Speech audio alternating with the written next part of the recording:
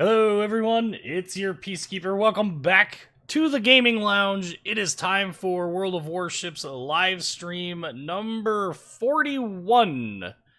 Big 4-1. Today is July 5th.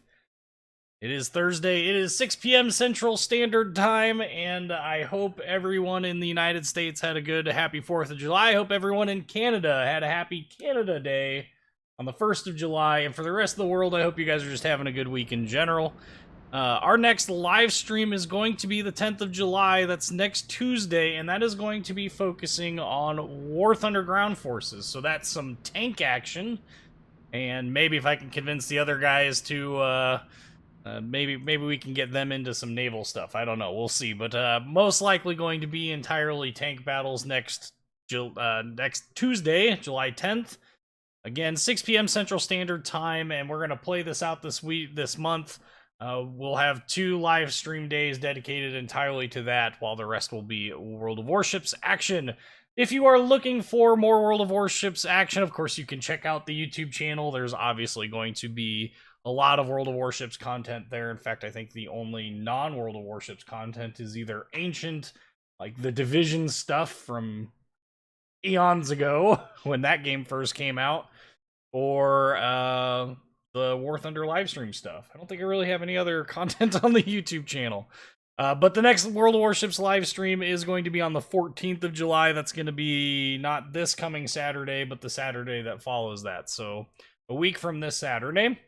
So hope to see you guys then. If you have not already checked it out, in the link to this, in the description to this video, there is a link. Wow, English. There's a link for the Discord server, which I highly recommend you guys check out if you haven't already. A lot of great people there. There's 60 people on right now.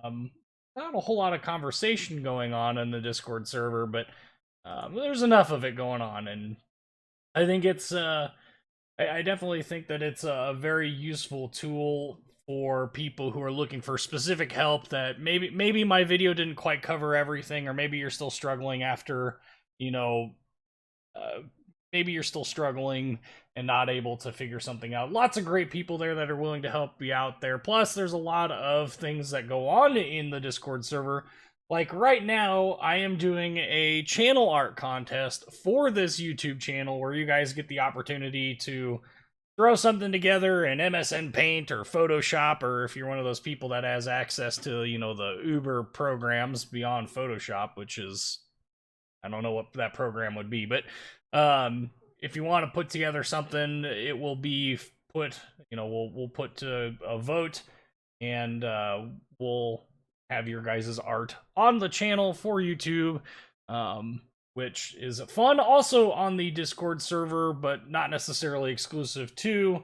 I have started the process of getting a time together with this USS St. Paul veteran.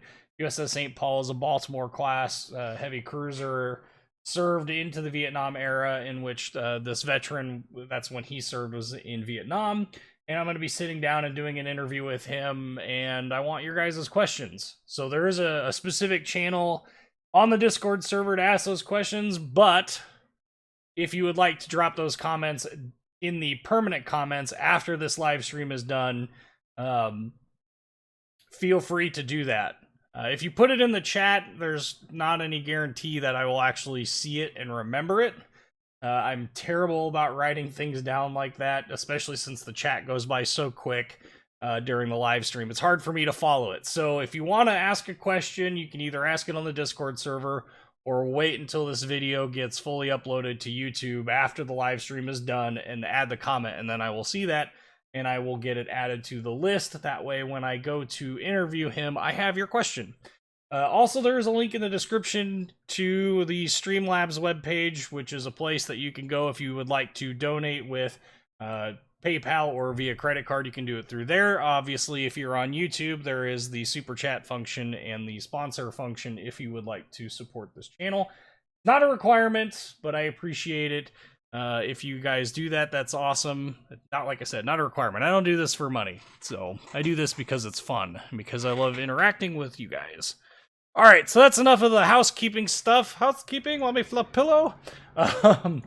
We're going to start off this live stream with a little bit of Worcester action or whatever. I think we'll start off with this just to kind of get a little bit more, you know, a little bit more focus on these since these ships just came out. Now, I'm well aware that there are some new test ships floating around out there. Oh, maybe they actually got removed. I don't know. I think so. I think they got removed from my account.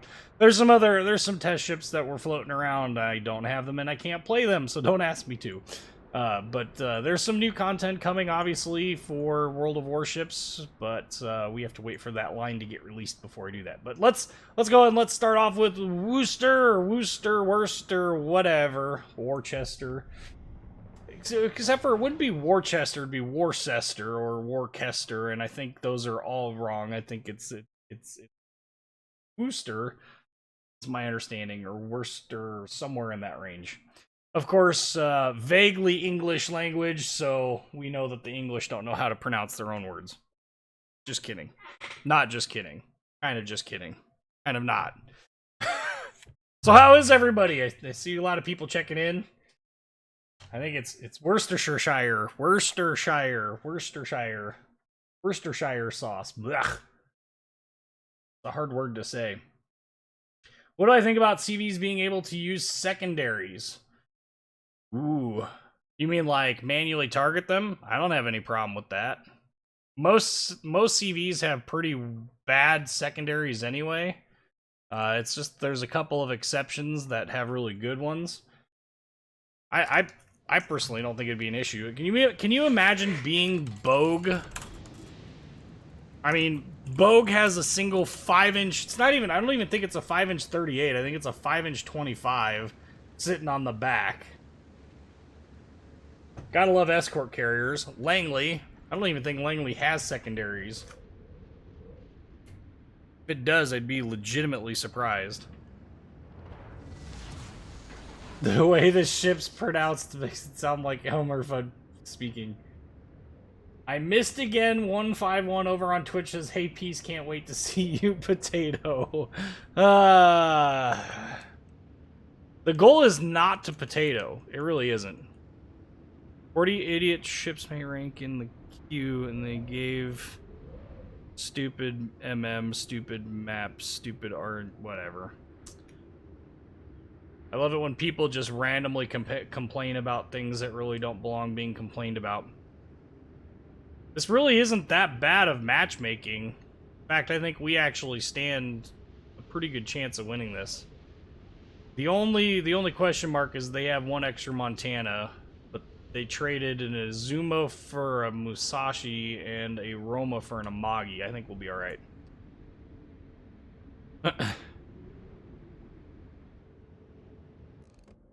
What the heck is this dude's issue? Wow, like even I'm not that salty about Russian-made games. Like seriously, I play 2 of them for crying out loud. This one and War Thunder, and yeah, there's some stupid mechanics in the game that really piss me off, but not about to just sit there and complain for the sake of complaining. But seeing you, potato, is the best part. Well, I mean, yeah, it is. I get it. I get it. I'm not happy when it happens, but I get it. Oh, come on. 10k away. He smokes up. He's a fool. I pitied a fool! And I won't be able to do anything about him at the moment. Nope. There is a very, very large island firmly in the way here. As our Shimikaze and Yugamo remove a gunboat from this match. Yeah, that's some funny stuff right there. Shima off to there. Where's their fleet? That's what I want to know. Hey, Peace, I unlocked the Lion the other day, but I've been struggling with it. Everything is still stock and it dies way too quickly for my liking. Yeah, I mean, the hardest part about the Lion is the stock grind is absolutely terrible. Ooh, I'm detected. That means this Worcester can detect me. That's fine. Let him. He's going to be in a lot of pain from all of the bad decisions he's currently making. So we're just going to keep it light. Yeah, see, we're starting to get some damage rolls adding up here. He's going to start hurting real bad here in a minute. And down he goes! That is, for those wondering, that is not how you want to play that ship. Would not recommend doing that ever. Is that Shima in our radar range? It's hard to really tell. We're gonna pop it anyway. No, I think he's just out of radar range. Got ourselves a Worcester, though, who is not being radared by me currently. He does exist, though. Kuchikikan, Yudachi? Yeah, there's a boy monster there. Oh, Zao.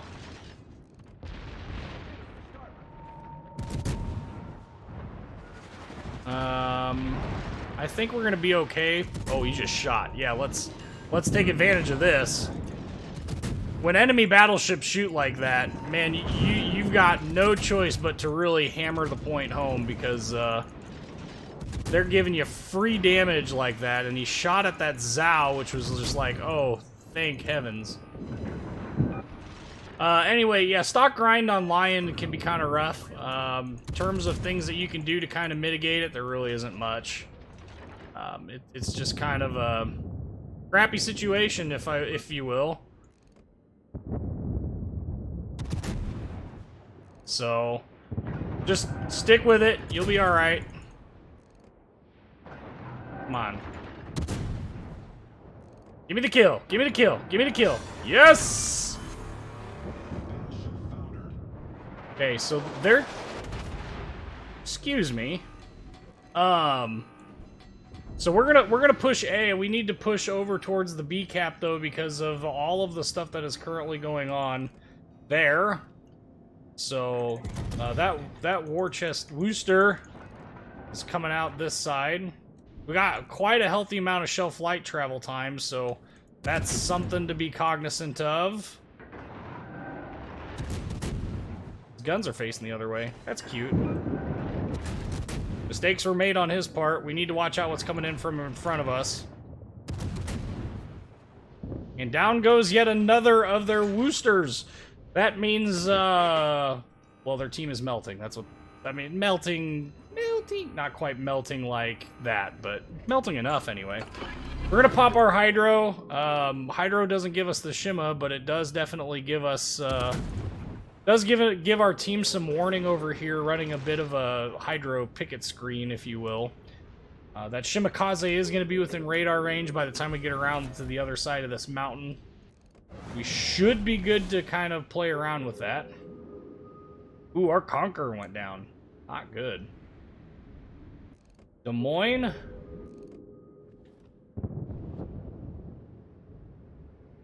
Okay, detected 2 Shimas. Ooh, we get our choices here. Okay.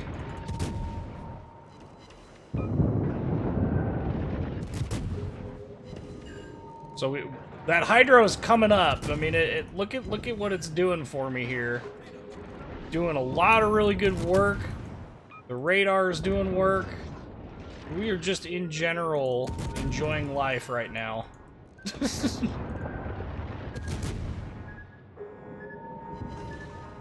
I love it when Hydro works, you know? Almost like they designed it to be a good screen or something. What team will you be on, Eagles or Sharks? Man, I'm assuming that's some form of community event. I have not decided. The chances of me actually participating is like 0.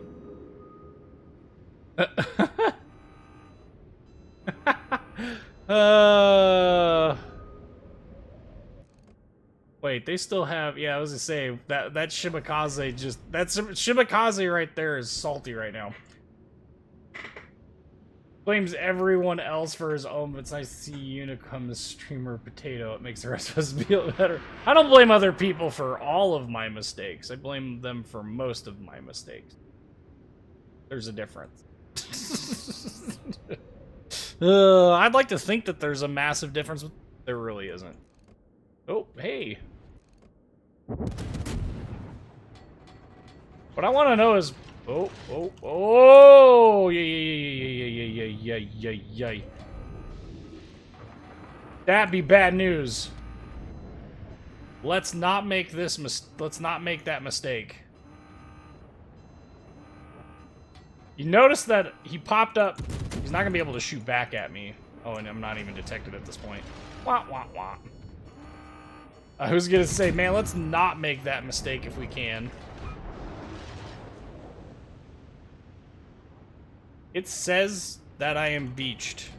However, I am not. I didn't even participate in the Clash of Elements event, just signed up for one of the two, then did nothing, got the camos out of it. Nice. Game? What is going on here? Oh, goodness gracious, come on. Yes, not good. I'm dead. I don't know what's detecting me, but it's enough to kill me. Fletcher is what was spotting me. Oh my, how am I still alive right now? This makes no sense! Zero zilch nada!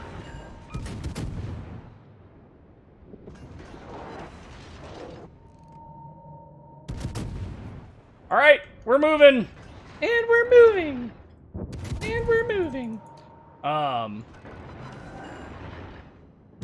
Don't mind me, I'm just trying to burn the world.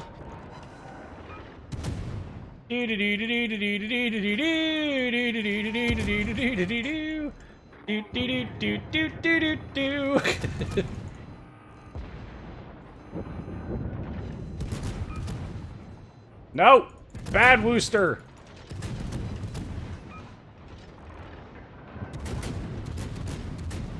Miss me! Miss me again! Not even maneuvering!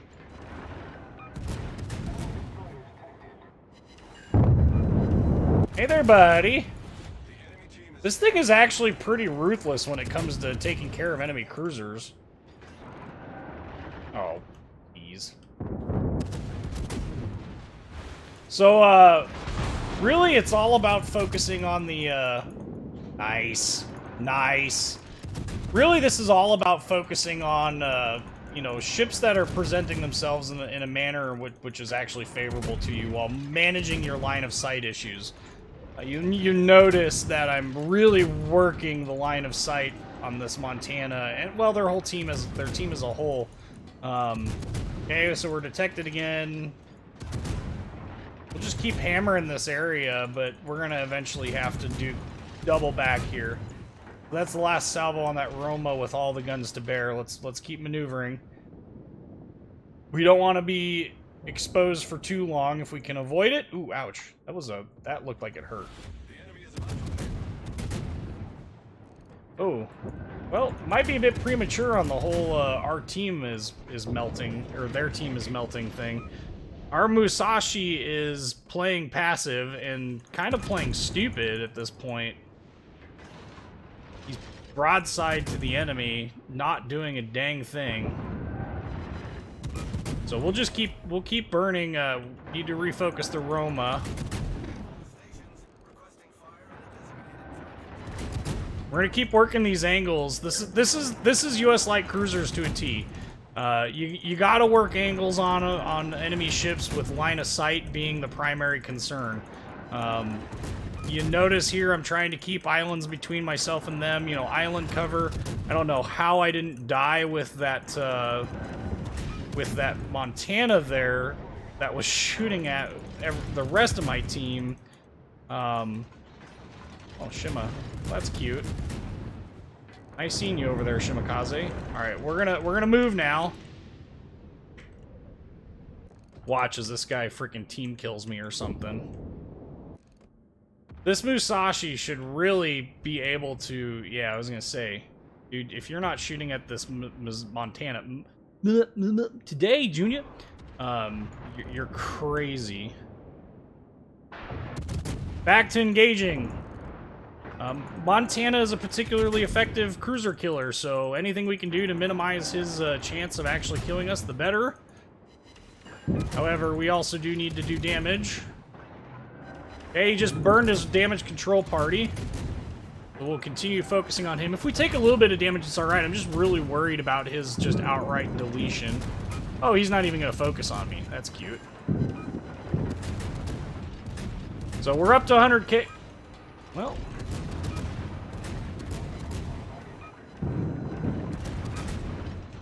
This thing is just this thing is a machine gun. A legitimate machine gun. Dude, you're $1 late. Yeah, I was gonna say. You're $1 short and a day late to that whole thing there, homie. Alright, let's see if we can't go hunt down something, like a Shimakaze or something. Hopefully this Montana can deal with this rune. Really need to deal with this Shima. There is a Fletcher over here somewhere as well. Let's see if I can't go spot him. We have one radar consumable left. If I ooh. Shimakaze. Those are 20k torps. And watch this Musashi player complain because he was complaining about the no spotting aircraft for you. At 13k, it's really kind of pointless to shoot at the Shimakaze right now. Well, it's even more pointless to shoot at anything else. We're going to turn to engage him anyway. Ooh. Nope, that's not going to work.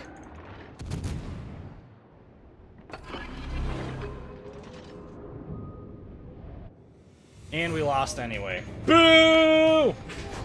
Well, do I recommend American Battleships for new players? The answer is yes. Yes, I do. It's probably the best one that you could probably. It's the best line that you could probably start off playing this game with. Would legitimately say that out of all of the lines that are currently available in the game, it is the one that I recommend the most heavily to new players. It's not the fastest line, which means it's going to teach you map positioning. It is not the most accurate or heaviest damage or highest penetration. But they're very good all the way around with those. They teach you angling of your armor because they don't have the best armor in the game. They don't have the best secondaries. They don't, I mean, there's a lot of things about them that a lot of people would say are big negatives. But I personally consider them to be the best line to start off with. I think that gets us enough to actually be able to unlock anything. We need a lot more. But yes, I definitely recommend American Battleships to new players. Probably the single best line to start off with because they teach so much. Alright, so not enough for another point. So we're going to take Helena out. I don't think it depends on your playstyle at all. If you can master the US battleship line, none of the other battleship lines are going to be a problem for you. 0 of them. They really are a fantastic line. They don't promote bad behaviors like some lines do, like the Japanese, for instance. The Japanese battleships teach you to sit back at further ranges and kind of snipe. The German battleships teach you to sail broadside. The U.S. battleships will teach you to do neither. Royal Navy battleships teach you to shoot HE. Dear God, please no. The times that you should use HE in a battleship are so limited, but the entire Royal Navy battleship line relies upon it. Straight in Helena.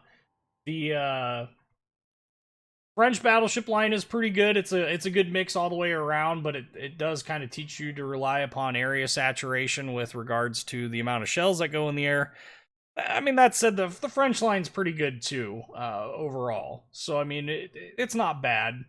I think the U.S. line is still the best line overall, though, because you can quite easily be punished when you make mistakes in it because of the slow speed and the...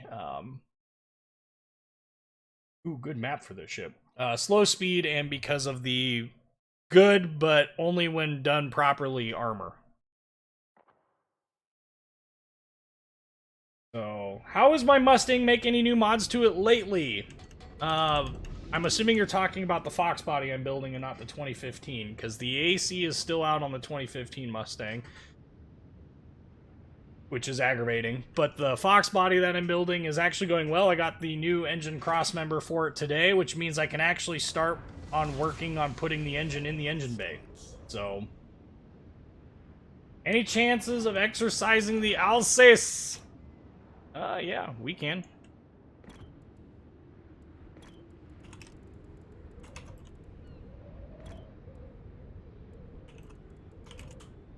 Okay. Do you need AC in Nebraska? You're funny, go to Gulag. Yeah, it's mandatory. So, let's compare weather in Nebraska to, okay, everybody says the desert's hot, so how about Arizona? I lived in Arizona for a year and a half. I lived in Prescott, which is up in the mountains, but I'd been down to the Valley, Phoenix area, like, dozens of times. I've even been down to Tucson in the middle of summer. And, Arizona doesn't even compare. So Arizona will see 110-degree weather. Don't get me wrong, that's hot. Humidity, relative humidity, less than 20%. Less than 40% for sure. Yeah. I don't,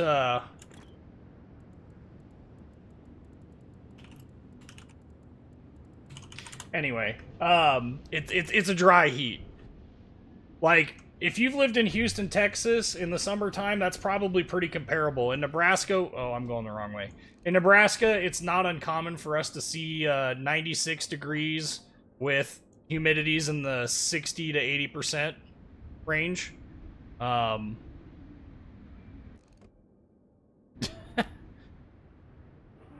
So, I mean, Arizona is hot, don't get me wrong. There is no doubt about that in my mind. I've experienced it firsthand, but it is a dry heat, and I would 10 out of 10 take a dry heat over the humidity of living in Nebraska any day of the week.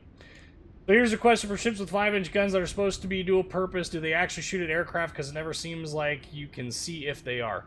The way the dual purpose guns work in this game, so, for instance, at 6 kilometers, you'll hear, just so you're wondering, I'm looking down at, all the way down at the bottom by where the west pointer is at on the compass rose there, where it says AA gun range.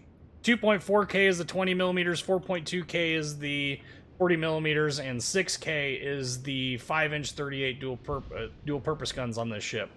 And the 5-inch 38s, you'll hear them, they go da-da-da-da, da-da-da-da. And it's a real distinct, hard sound, whereas the 40 millimeters are a lot quicker than that. And with the 40 millimeters, you'll hear like a da da da da da da da da da da when the AA guns go off. So yes, they definitely do work. They only animate though when they are shooting at surface ships.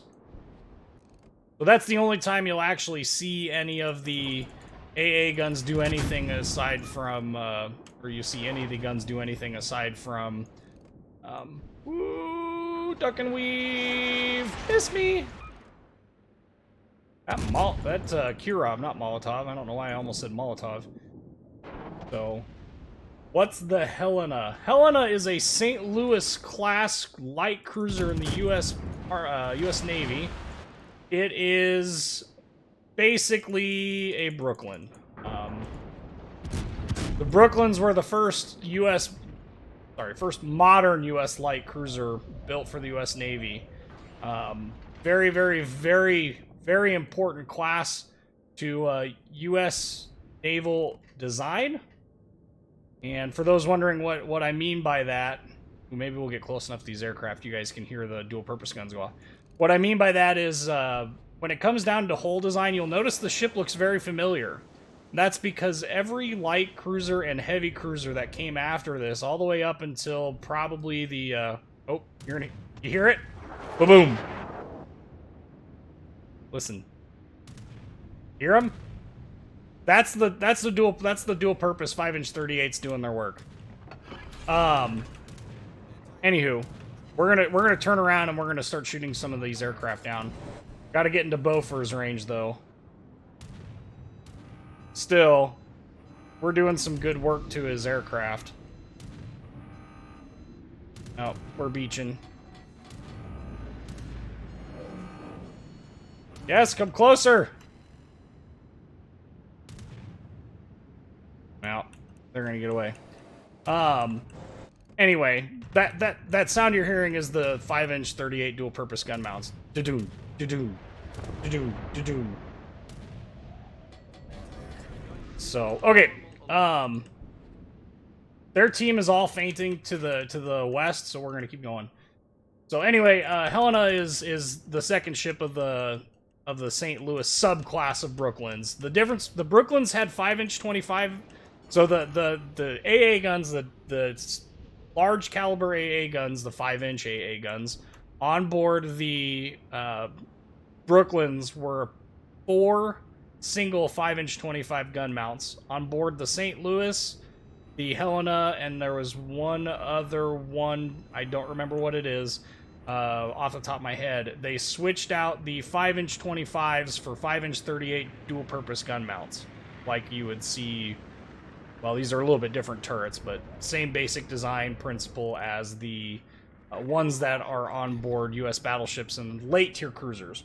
But you'll notice that this ship's hull form looks very familiar, and that's because, as I was starting to say, every U.S. cruiser that came out after the Brooklyns came out shared the same hull design, and because there is a huge design innovation built into these ships.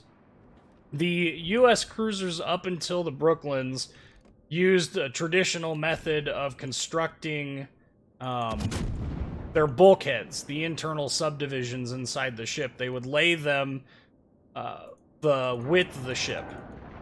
And there's nothing wrong with laying the width of the ship. That's the way ships had been built for literally decades, centuries, even prior. The revolution in the Brooklyns was that instead of laying them the width of the ship, they laid them the length of the ship. And this has a number of distinct advantages. One, it cuts down on the number of bulkheads in the ship, so that the ship's like actual internal subdivisions actually, carry a large portion of the load. This allowed them to cut down weight of the actual structural components on the ship and improve them substantially. So they were able to add armor, they were able to add anti-aircraft guns, they were able to add a lot of stuff to the Brooklyns that they wouldn't have been able to. And this is part of the reason why the Brooklyns are widely considered to be one of the best light cruiser designs up until the Cleveland.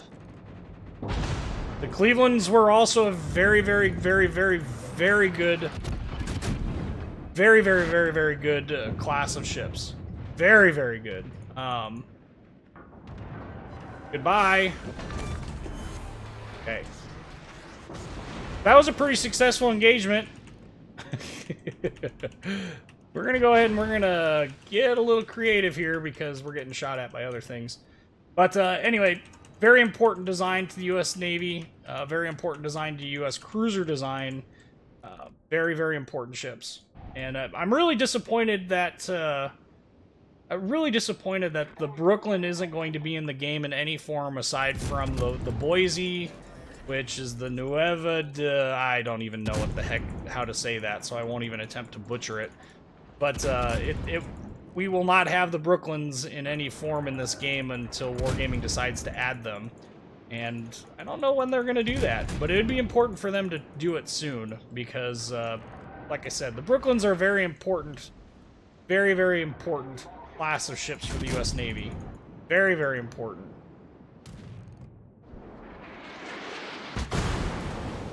That's enough of me Brooklyn fanboying.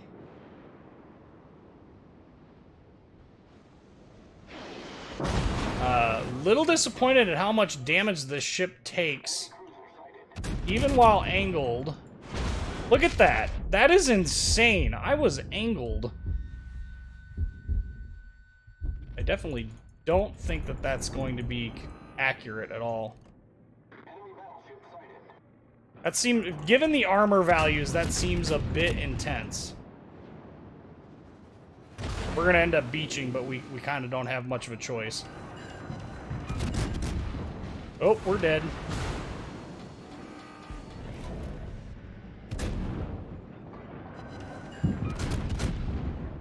That Iron Duke is... And death and destruction any minute now. Throw up our spotting plane. Teamwork!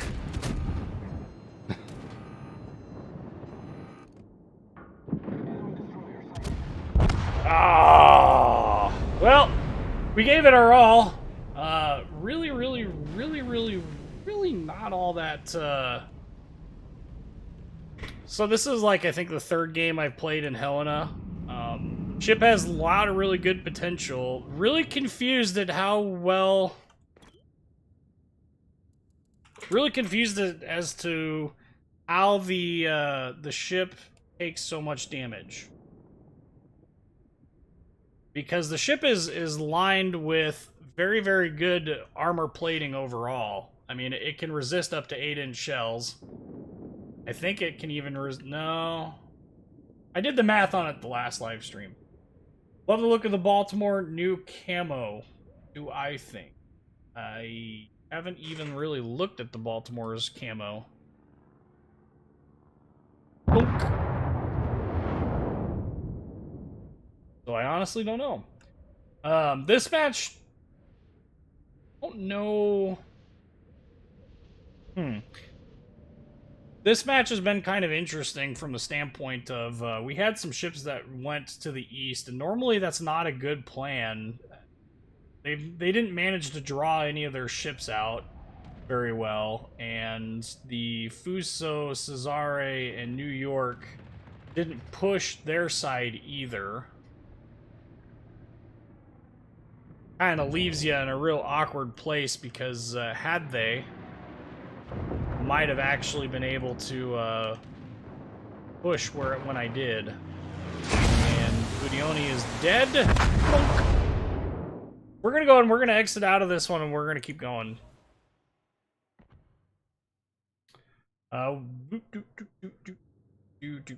What class of cruisers are in service these days in the U.S. Navy?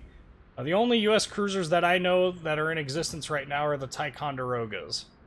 I don't think there's any other ones. The Arleigh Burkes are a destroyer. I don't think there's anything else in that. Oh, we can't see the armor layout because it's not here. We'll have to wait for that. We're going to play something different. So we played 2 cruisers. Let's break out a destroyer. Or battleship.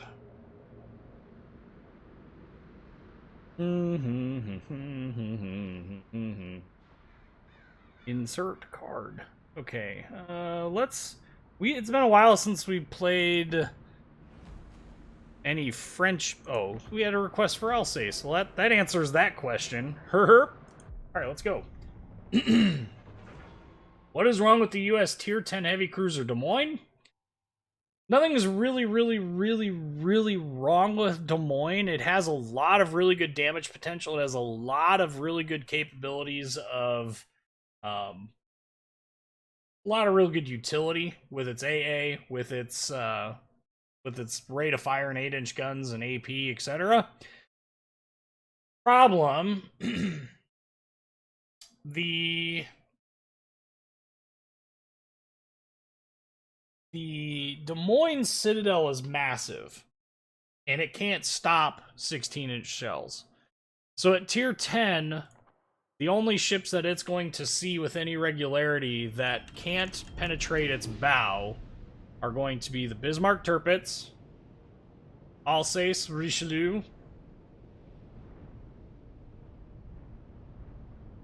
King George is a Tier 7, and the Lion afterwards has Monarch and Lion both. Wait, no, Monarch has 15-inch guns, I think. Monarch might be the only other ship that can't penetrate its bow at that tier. So basically, everything penetrates through its front bow, and it has a massive citadel that is above water, and it just takes damage from every source, which is why you always see one hiding behind an island. So the number of ships that Des Moines is actually, like, super effective against in terms of battleships is, like, very little. Des Moines also has very clumsy handling, which doesn't help at all. And so it's just overall not a very good ship. Now, interestingly enough, Tier 9 Baltimore, before we got the Buffalo, did not suffer from the same problems, which is part of the reason why I love Buffalo so much. Yeah, sadly, the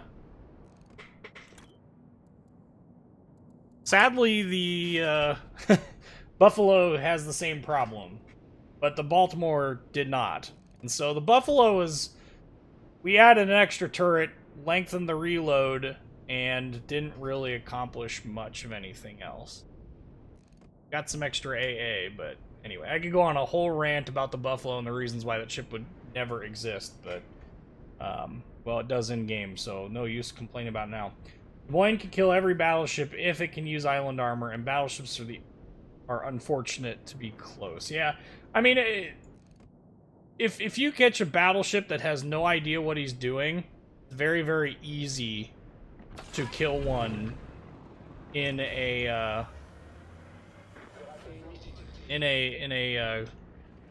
we're gonna have to do a turnaround here inside all of this garbage.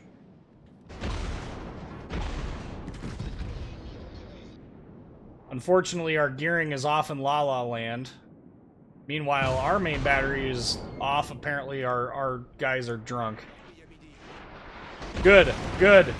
Shimakaze's up here. I'm content with the Shima being up here, because I know that we can turn. Turn, baby, turn! I'm just gonna abandon this freaking gearing for his transgressions. Definitely trying to get out of this. Secondaries are going to town, but as with all secondaries, nothing more than glorified pop guns. Oh, that's gonna hurt. That too is going to hurt. Cleveland being really trolly with its Citadel location makes me sad. It's really not that well protected of a cruiser, all things considered, and these are 15-inch guns. Oh, we're on fire in 2 places. We can burn that damage control party. We're gonna wait for all of our guns to come up again, and then we're gonna shoot at him. Oh, nope. I think we're gonna miss. Yeah, we got one over pen. Thought so. Okay. We've done a pretty good job of being the distraction for a little bit. Time for some of these other battleships to step up, like this Bismarck, whose job is literally to tank things. Baltimore. What are you doing, buddy? If you were in a Tier 9 Baltimore, I could understand this move, but I am really confused by you right now. Oh, that Cleveland. Cleveland wants a piece. He's even gone off and found himself a different target. We're not even detected right now. That's scary. This ship is not a good ship to just spontaneously appear.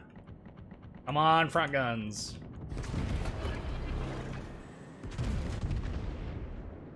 Okay, so we're repairing. We're repairing. Yes! Excellent. Party on. Wayne's World. Anyway. Okay. Good evening from Scotland. Good evening, Arma Elite. Glad that you could be here. I know it's like dark 30 in the morning for you there, so I appreciate you being here, man. Yay. Shimakaze. Oh, wow. If he would have continued on that path, that would have hurt a lot. This is a perfect example of what is our gearing doing. He has a distinct firepower advantage over Shimakaze, yet he's playing to the Shimakaze's favor by sitting in his smoke. Ooh. And not spotting. There you go. Got our salvo off before she disappeared. Got an overpen. I'll take it. I think of worse things than taking that overpen. So we're working angles on this Musashi here. We got this Iowa that's off to our south, though, so that's going to hurt if he's looking our way, which I don't know if he is or not. Oh, yes. Yes, he is. We're just going to keep turning, then. We're going to traverse our turret the other way. Maybe we can intercept this Musashi and keep going. Why don't we get the Oregon City class instead of Buffalo? You know, a lot of us were asking Wargaming the same question. It has absolutely everything to do with the fact that the assets for Buffalo were already in the game when the decision was made to make the U.S. line split. Oh, hey, that's cute. They have armor. Not island armor, but it is armor. Bad Shimakaze. Turn.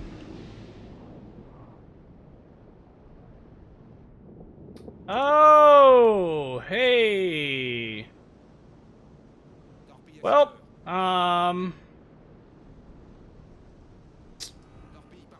oh, they run out. Oh, thank heavens. Oh, no, though. Oh, goody. Yeah, go that way. Go that way. It'll all be good. It'll all be good in a minute. Reverse, s'il vous plaît. And by reverse, I mean responde? Yeah, what am I? Oh, I was shooting at the Iowa. I was like, what are my secondaries shooting at now? Okay. Stark contrast between Roma and Alsace and Richelieu. Ready, go. Yeah. See that? See that, Wargaming? I can get hits with this ship. And when they hit, they do damage. They Citadel things.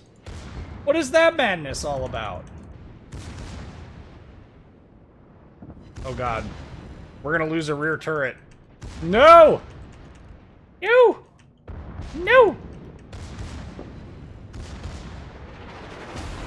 Oh, we are so fracking lucky right now.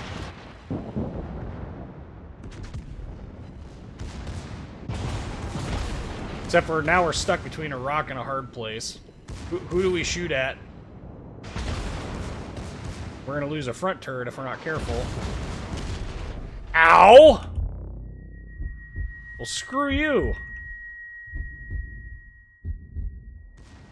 We're just gonna... I think Mr. Mansashi over here is a little upset by me.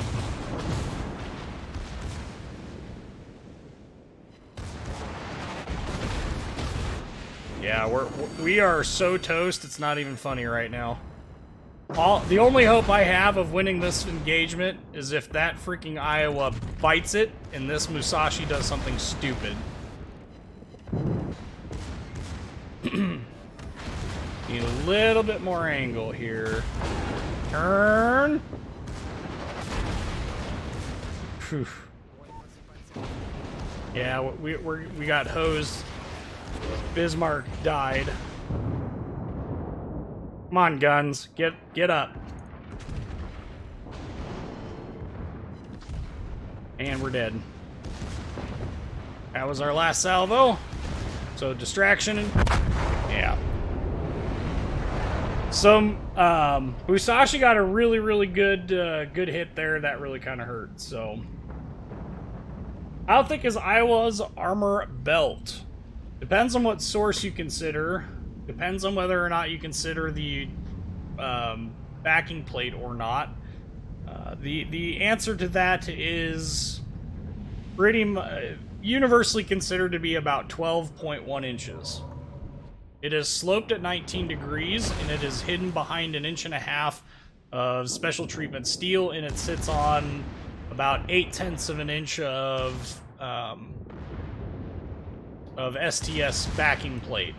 And so you'll see numbers that range from 12.1 to 13.5. Effective thickness is at point blank range using line of sight. It's about effective thickness is about 13.5 inches. at longer ranges, obviously, the effectiveness improves drastically. One of the most common misconceptions about the Iowas, and we can actually go look at this. We'll go pull the Missouri up. One of the most common misconceptions about the Iowa class is that they gave up protection in order to achieve speed. That is not true. That has never been true and never will be true. Very common misconception, though. We won our Helena game, for what that's worth. Give me 1 second here to collect my container, and we'll talk a little bit about that. Yay! If I was a blacksmith, I'd be really happy right now. Got a finder. Missouri. Here you go. Okay. So 1.5 inch STS outer hull plating. Need this gone. It's gonna come back though. So the armor belt is 307 millimeters in game, but you can see here that it doesn't come all the way out. It's here. Now at 307 millimeters, this is 12.1 inches. This armor scheme is identical to another class of battleships. Right here. The Alabama, which is a South Dakota class. Is the same exact armor layout. Almost identical, except for there was a couple of thicknesses changed. The thwart ship, this is the front armored bulkhead, is thicker on the Missouri. On Iowa, it was the same. But the Alabamas were proof against 16-inch shells fired from these guns, the 16-inch 45 calibers of the Colorado class. And that's because the shell fired by the Colorados was, at least at the time the North Carolinas and South Dakotas were being designed, the Iowas were being designed, they all fired the same shell. It's a 2,250 pound Mark V AP shell. And that AP shell is not the shell that they actually launched with.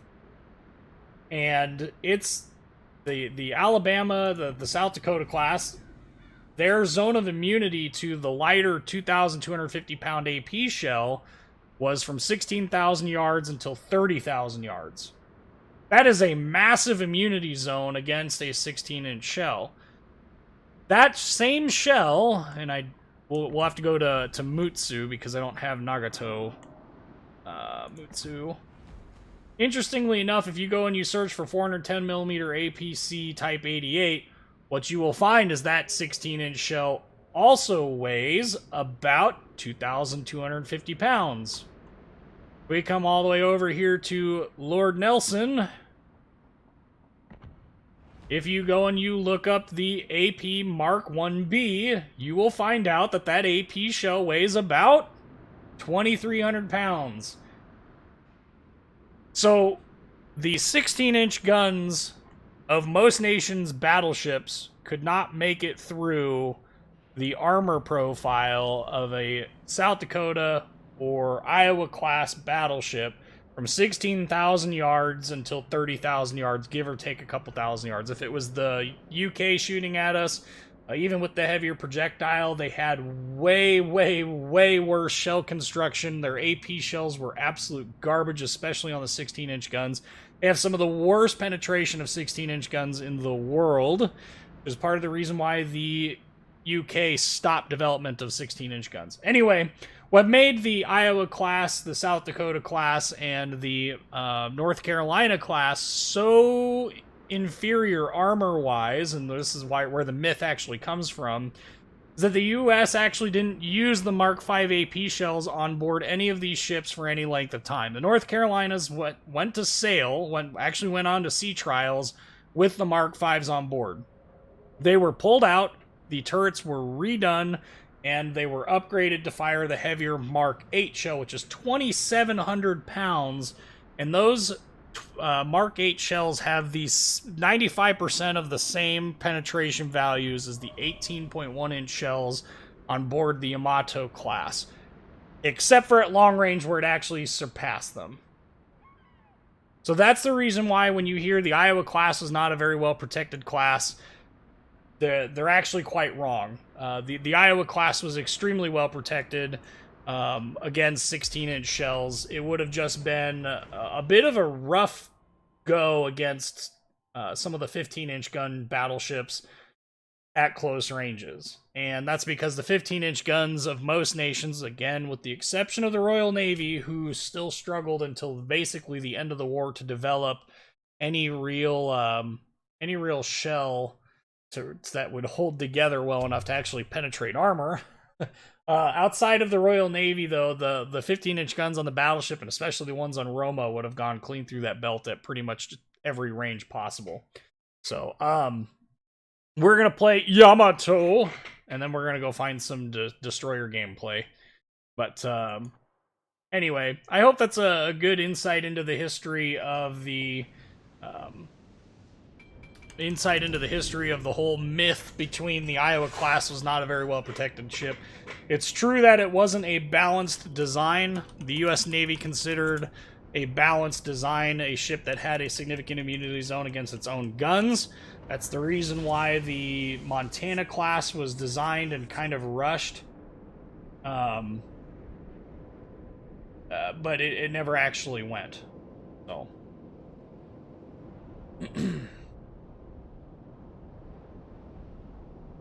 Yep. So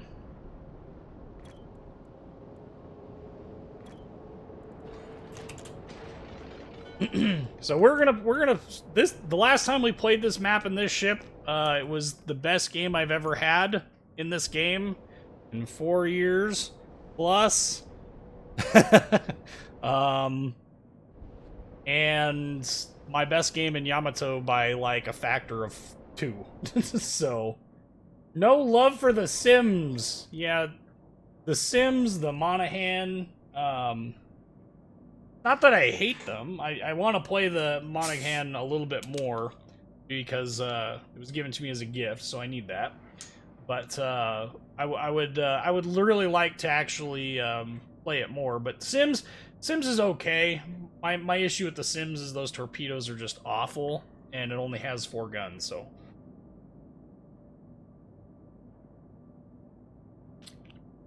Man, if I break 300k in a game, I'm going to be ecstatic. We finished at 298k, and I had 5 more minutes, we would have gotten well over 300k. Had the game gone until its logical completion, we would have freaking just... It would have been a riot.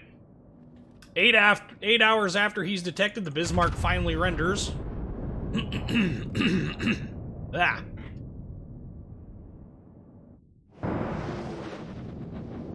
Oh my. Oh, it bounced. Man, that was actually a pretty good shot considering I couldn't see him. Also, bouncing 18-inch shells, that feels good, man. Haida! Not played Haida, don't have Haida. Can a German 380mm penetrate the North Carolina? Yes. The German 380mm is actually a really good round. What are you doing? Ooh, he's actually slowing down and turning. Oh, and I underlet as a result. Yay! Alright. Time to make a Z-52 cry.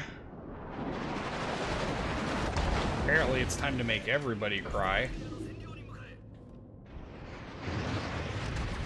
Womp womp womp. Okay.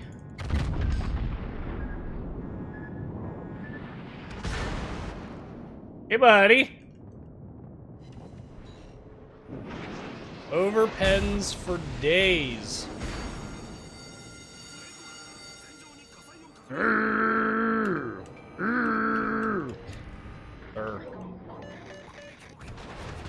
No, keep going forward.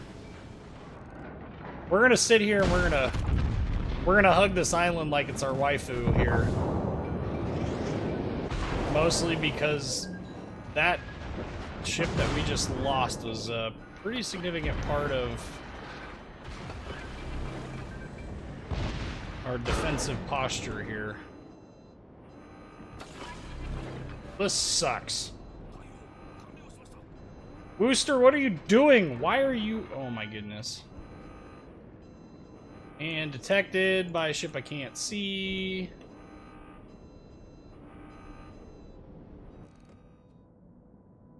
Dead 52. 6K out.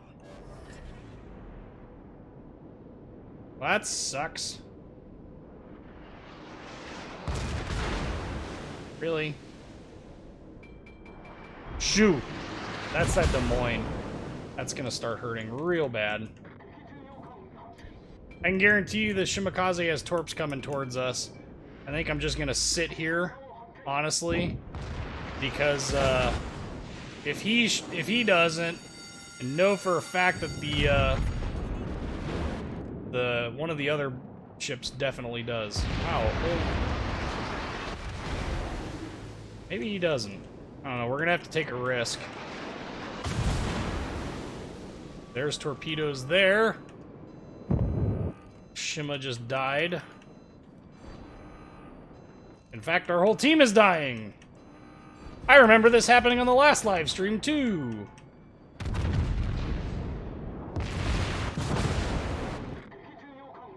Wow. I'll dishonor a brew. That sucks. We're gonna hold off on... Really? Well, we're getting rid of all that garbage.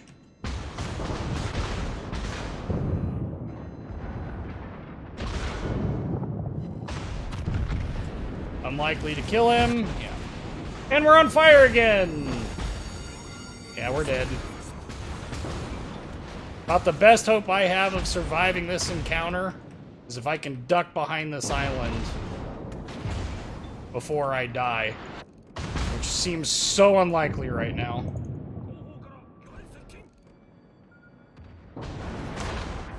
Yeah, especially not with all those torpedoes incoming. Oh, so fracking lucky. And we missed all those shells too. Tago is launching torpedoes, which I can't see because this game's really awesome rendering system is doing a fantastic job of making it impossible. Oh my goodness, go away! Yeah, we're dead. Our team just melted. And death and destruction. Yep, that was a bad game. Moving on. Do US ships make more credits? No.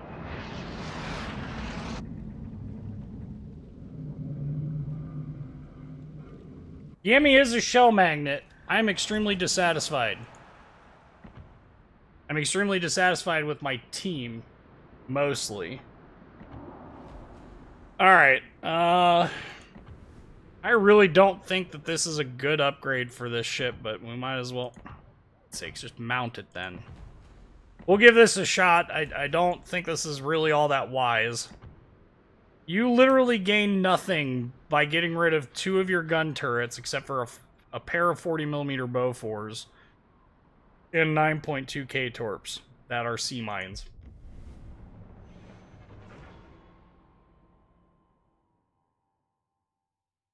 So, yeah. My money is on the NC-class battleships to win against the Bismarck if they fought in real life, but I could see the Bismarck winning if they were lucky. Maybe even against South Dakota and Iowa if lucky. I think the NCs would make short work of the Bismarck.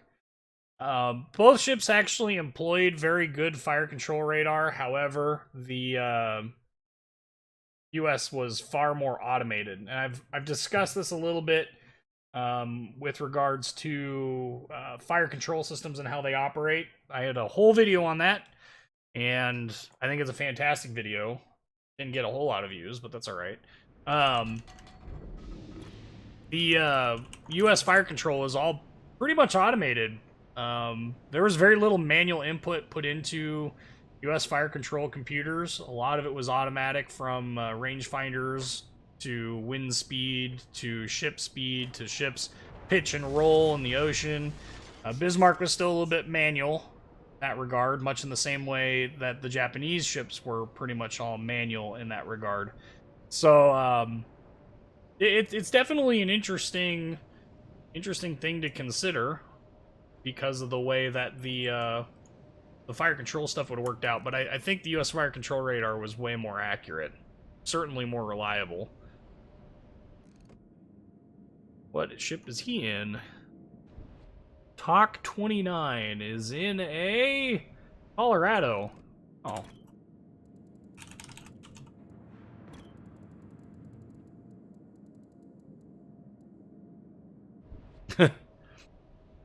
Colorado isn't that bad of a ship. I thought it was a pretty good ship. Tier 8 battleship or the French Tier 8 battleship? I would take Richelieu over a Bismarck any day of the week because I can trust Richelieu. I have a hard time trusting Bismarck without playing in a division.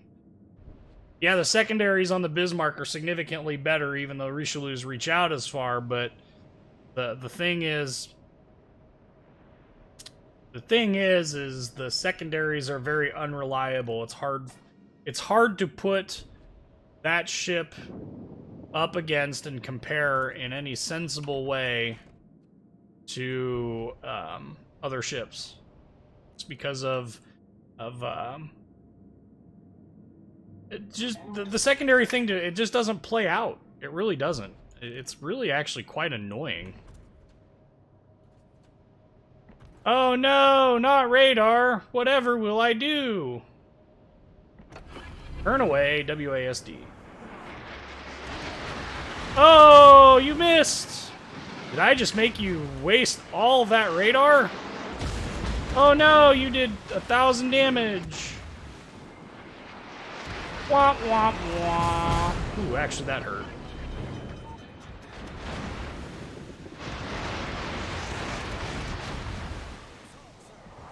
So, anyway, Atlanta being cheeky in his smoke. We're gonna see if we can't go put some torps into him. Okay, yeah, what a little DD. This is nothing more than a Farragut, for those who are wondering. Definitely does not come without a distinct set of problems. Really, really struggling to find a level of being impressed with it, though.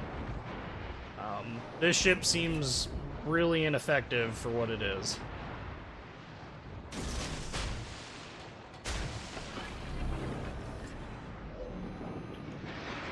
Okay, so I burned the... Oh, that only bumps the reload down to 30 seconds? What a useless torpedo reload booster.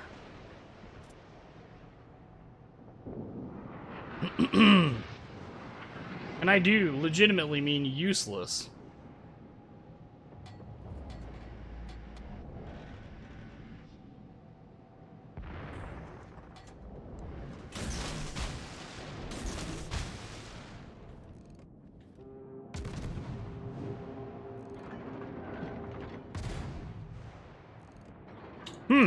Sea mines and 2 guns is, you know, horribly effective.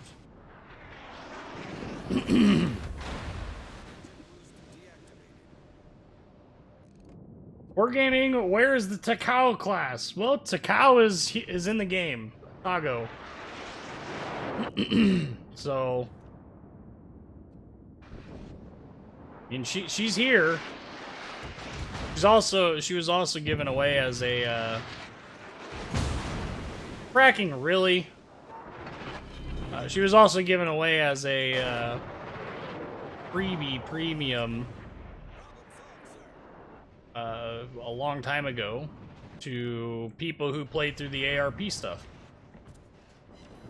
Hey, we got torpedo hits on something. I don't know what it is, but we got torpedo hits. I mean, we launched them 7 hours ago.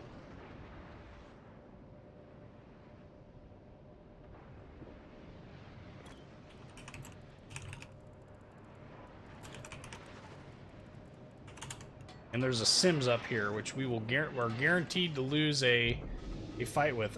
Is he flooding? No. He's taking damage, but it's not my damage that he's taking. Makes me sad. Okay, if I was Normandy, I'd probably be turning in. At this point, we're kind of in a... We are screening our team a little bit here. Yeah, I see he's turning in. The key is how much is he turning in? Starting to slow that roll. We'll launch a pretty healthy wide spread. Just keep spotting things. Oh man, we're doing good. I'm good with this. So this is a torpedo boat with Benson torps, yes. Yes, it is. I'm not going to say they're effective. This is a really ineffective design because you give up the one thing that makes U.S. destroyers actually good, the guns. Well, but you get so much more AA that you never use. Ever use. I really hope that Normandy just burned his damage control party. God, that would make me so happy right now. Turn, dun, dun, dun. Hey, buddy. I hear you're flooding. They're not even... I don't even think they're particularly stealthy torpedoes either. Nope. He burned his damage control party almost immediately on that. That sucks. So if I ever get my potato aim on, might actually be able to hit him. Seriously, these guns, if I'm giving up 2 guns, wargaming, I should never miss with them. They should have 0 dispersion. At no point in this game did I consent to having such piss-poor game design.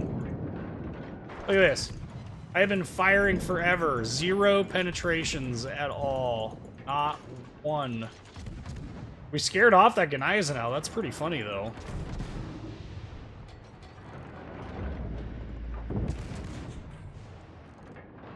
Our torpedoes are up again. I don't want to launch him at this Normandy because I know he will actually survive. Oh. Okay, so we've managed to provide a nice little smoke screen here. We're getting torp hits, but these things have, I think it's a 1.1k detect range. Really not a very, very potent design. Our team is just steamrolling them right now. Their Sims is all the way up in their caps, so that's good. Mutski has 2 guns, but at least it has 2 torpedoes instead of sea mines. Exactly. And that's been my point since day 1 of this. Like, what? How ridiculous. This, you have 2 options. You either play this as a nerfed Farragut by accepting the fact that you will only ever have 4 guns instead of the 5 that the tech tree ship has. Or you play this ship as a nerfed Farragut with 2 guns and Benson torpedoes. It makes 0 sense. The ship is not a... I can't in good conscience say that the ship is good because the torpedoes are so situational. And if you aren't good with torpedoes, you are hosed. And even if you choose not to take the 9.2k torps, you are hosed. I mean, it's just not... It would be one thing if the stock hull on this was the fully upgraded 5-gun Farragut. It is not. It is instead a... It is instead a 4-gun or 3-gun, depending on how it's played out.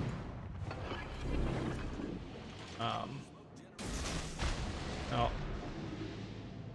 We are probably not going to get any hits unless he decides to turn. Which he might, so let's go ahead and launch another set, just to be sure. I mean, he ain't going to survive long enough for it to matter. We're not even penning him.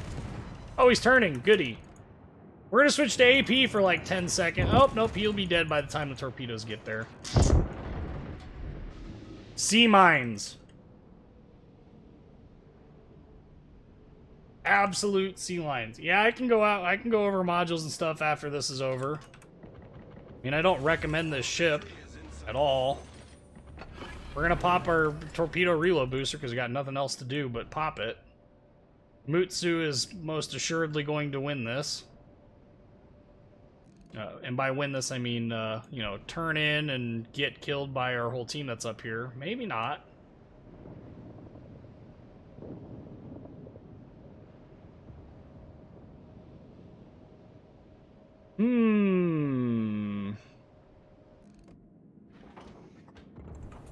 Yeah, she's dead. No! It'd be funny if she detonated right now. Boosh! No detonations. Our victory is in sight. Okay, so they're capping our base. We got a Colorado and a York back there. There's really no point in me, in me shooting torpedoes into the smoke because that Sims isn't in that smoke right now. So this is about the only, this might be one advantage that this ship has, is that I can get into a chase with an enemy destroyer and not have to worry about keeping guns on target. Because 5 hours from now, all of my guns will finally have traversed all the way over, and we'll be able to actually hit something because, you know, lol, look at this accuracy. Or lack thereof. The Sims is objectively better in every way. Look at this. Finally got a hit on him. Yay, we finally got 2 hits on him. I even think the Sims is faster. I'm 40.8. I think he's 42 something. So we won't even catch him. Sailing in a straight line, I won't even catch the Sims. Oh. Well, there's... That's... Okay.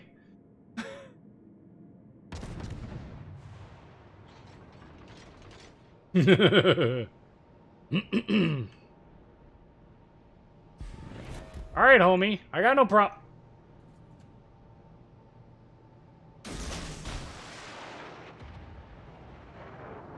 I mean, if I were him... We're just going to be working our angles here, praying that we can spot him.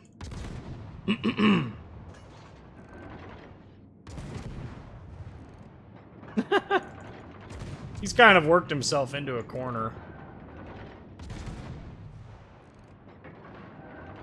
Now he's wall riding. That's great.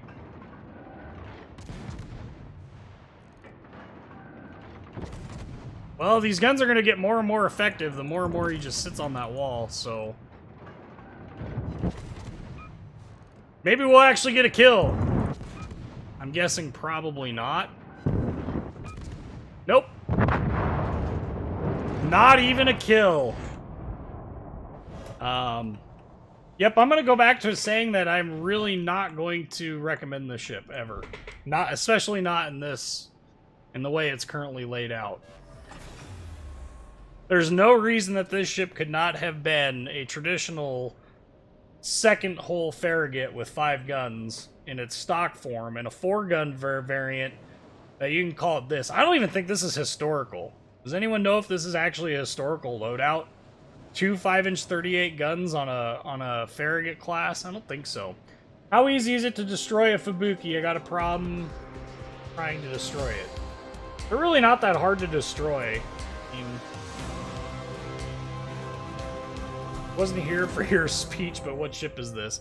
This is the Monaghan.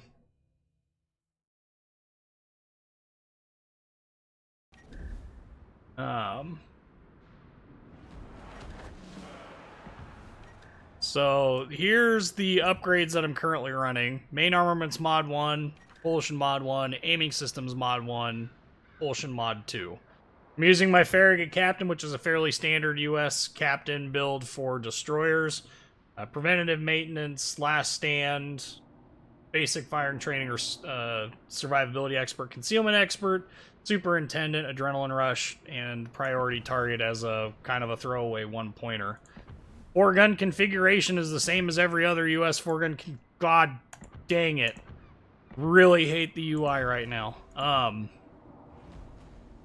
This is just a standard C-hole Farragut. You ditch one 5-inch 38, which would have been mounted here, or two 20mm Oerlikons. Fantastic trade.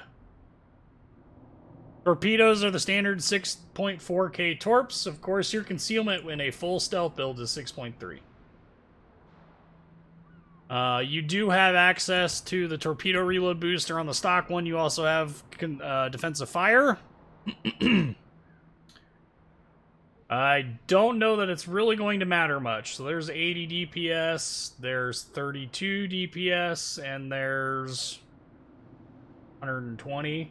They have to get within 2K. I mean, really not worth the expenditure, methinks.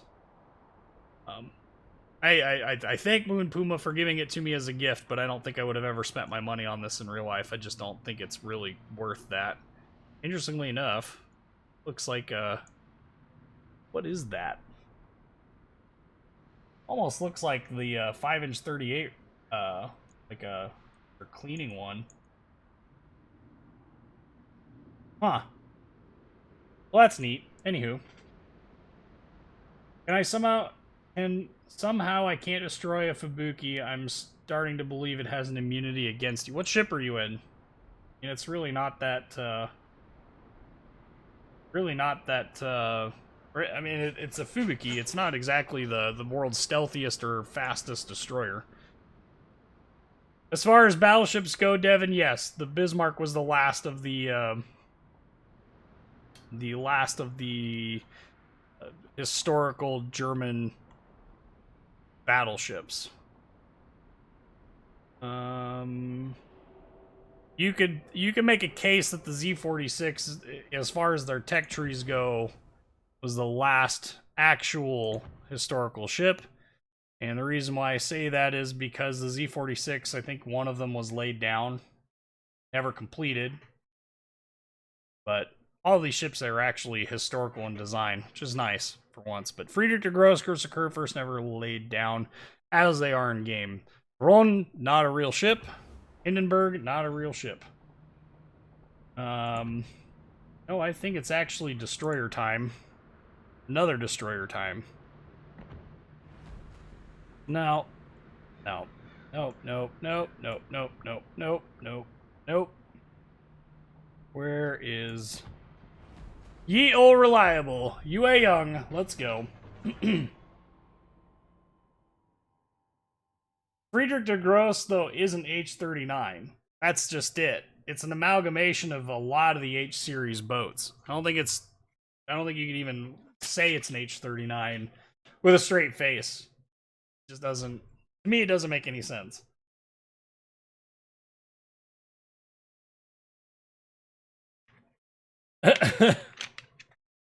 Hindenburg, the ship, was never laid down.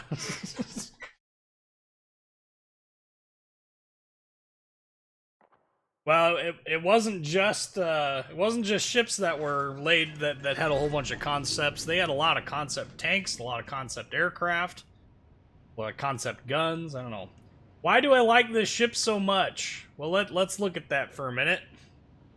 15 seconds between the end of the smoke screen being deployed to the time that I can shoot it off again.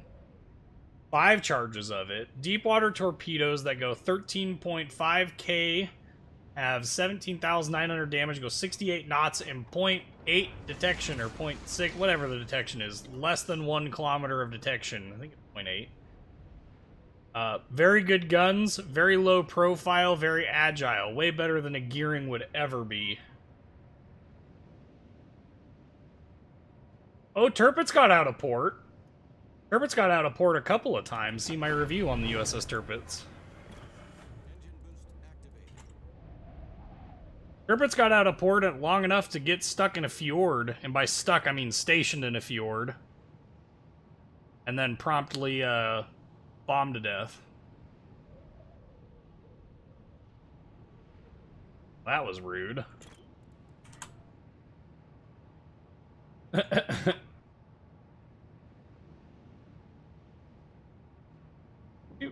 do do do do do do do do do do do.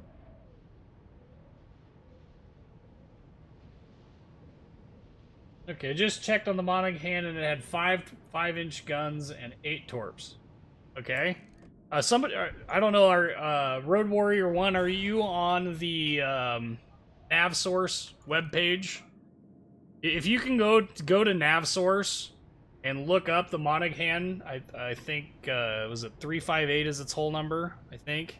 If you look that up, look at the very last photos of it before its retirement and see what it was equipped with. The Farragut's were all 5-inch 38s. There was 5 of them. I don't even think the Seahole is actually one of them. Can I swap from deep water torps to regular torps? No. So you can't hit destroyers with your torpedoes, but you can definitely smoke battleships with it.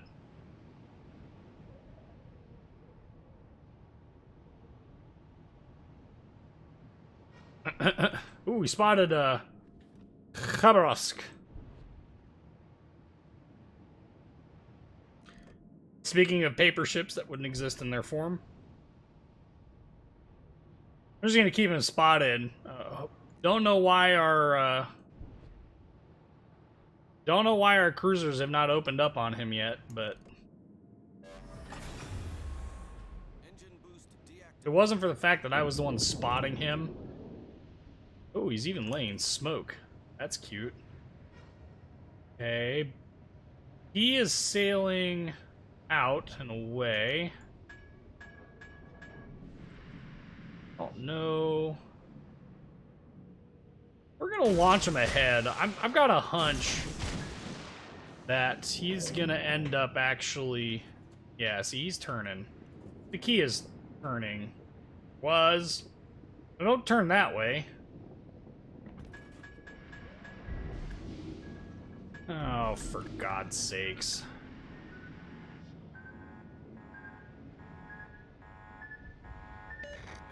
Probably dead. Somehow managed to survive. Well, that's interesting. Shimatorps. 20k Shimatorps.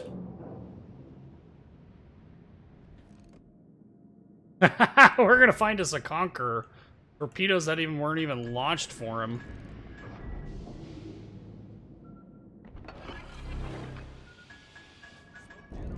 At this point, I'm just going to start shooting at stuff. There's no point in me even continuing to try and hide.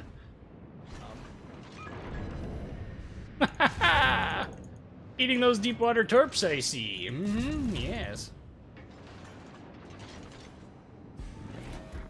I was hoping for some secondary explosions on torpedoes, but I don't think we're going to get any. Hydroed. Radared. No longer detected. That's interesting.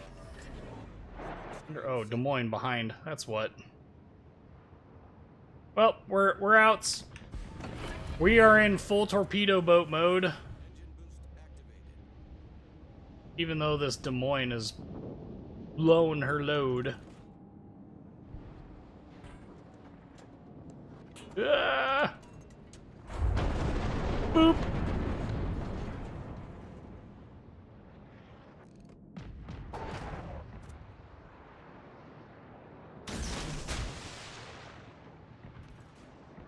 Why did the second set not launch?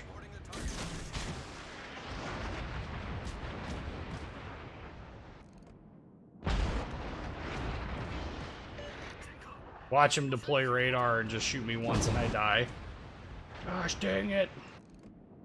If I had my smoke up, I would go ahead and get engaged, but yep. Moskva. Their whole team is down in the south. And this is another one of those times when it's very trying because our team is not pushing at all and is relying on our destroyers to tank rounds from ships. Turn away.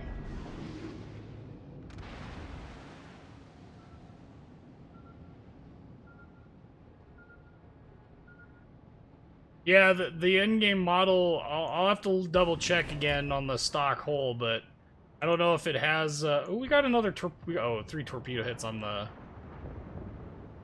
on the Conqueror. I remember now.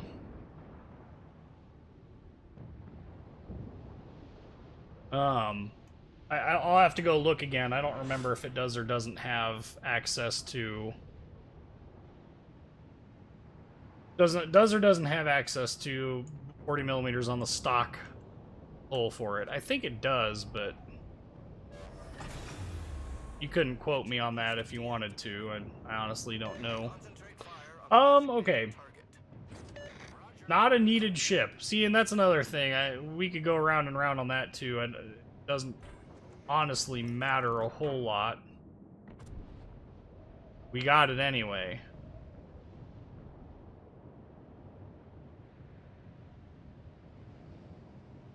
Well, we'll go see if we can't lay down some smoke for, like, the Seattle or something. Maybe we'll get lucky and he'll be able to, I don't know, do damage or something. I wonder what this key is doing. I can see that he's accelerating. I don't know if he's going to turn in or not. Alsace, Buffalo. He's turning in. Now he's turning back out again. This is what makes being a destroyer very, very difficult. You can never truthfully guess what a enemy ship is gonna do. Now, if I were him, I would turn way the heck out, and you would never see me ever again.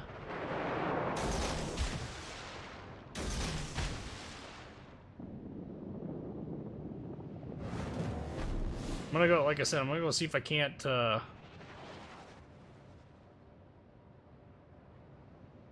It's Conqueror with 5 torps. He'd be like, heal back up to full health. No, the Conqueror's not anywhere close to full health. Ooh, deep water torps.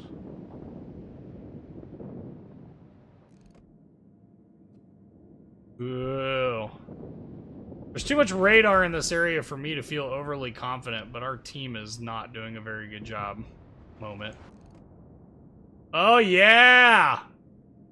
Eat your heart out!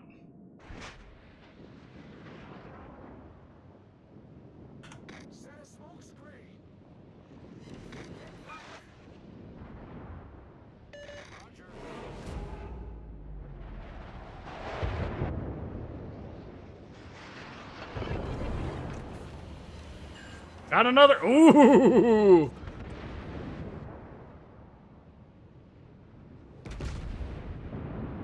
Well, that Kerfer's just wasted that.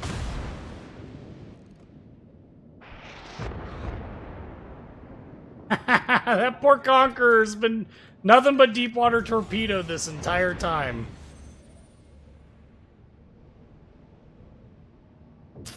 Well, we've made ourselves a nice little smoke screen that we're just gonna abandon right away. We've turned ourselves literally into this Kerfer just needs to stop. Seattle, oh, we'll have to go try and spot or something for him, but, oh crap, there's a UA Young over here, though. I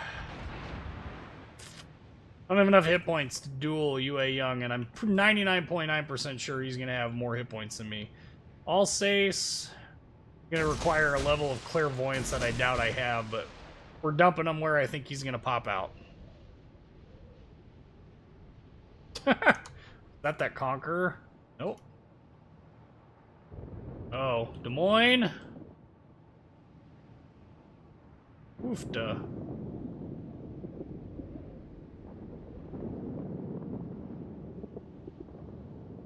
Got...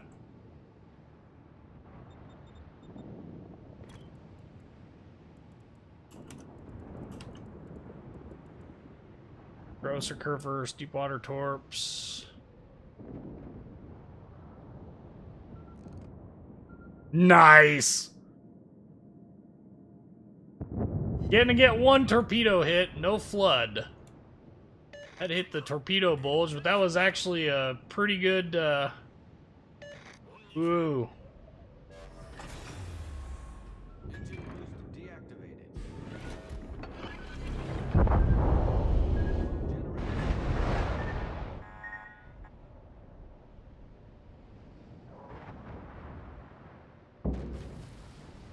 Corpse ate a torpedo! Trying to be... Oh, I'm detected by radar. Well, this sucks. It was nice knowing me. Rip. Just kidding. Terrible destroyer, or terrible Des Moines is terrible.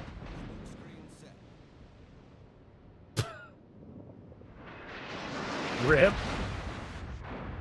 Not even shooting at me at the moment.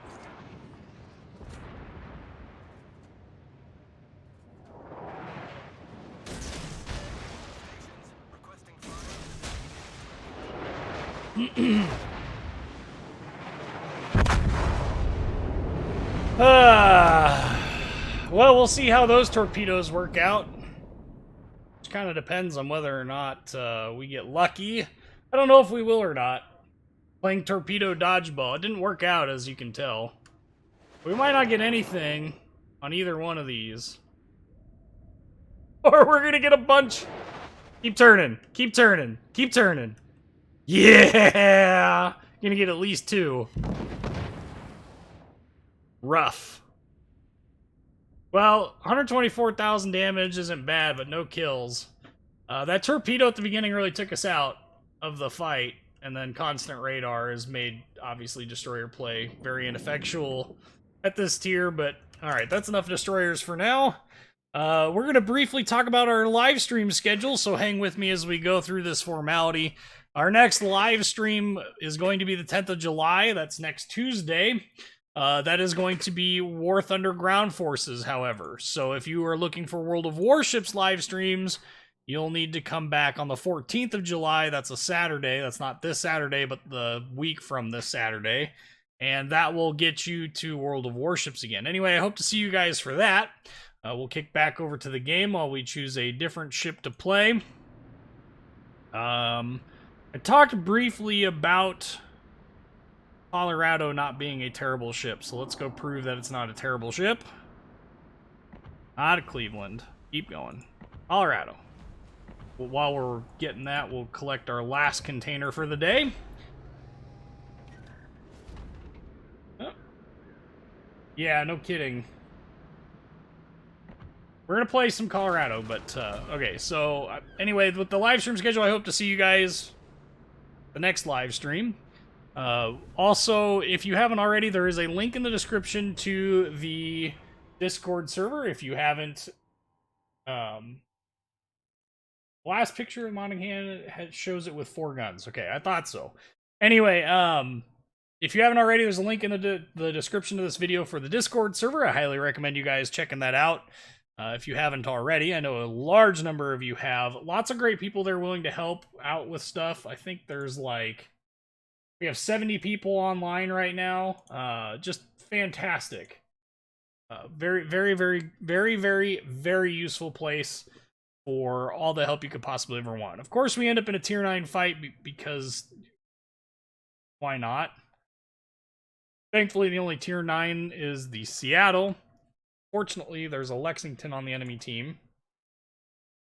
Any tips for playing the Amagi? Yeah. Enjoy it. Fun.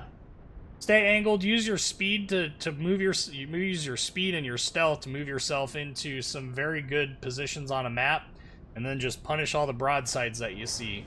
Very accurate ship. Very, very capable of taking out enemy ships quite readily. So, highly recommend using that speed to get into good locations to engage broadside targets. That pretty much holds true for any battleship with any speed, but it can be kind of hard to do that in a ship that only has 21 knots of speed like the Colorado.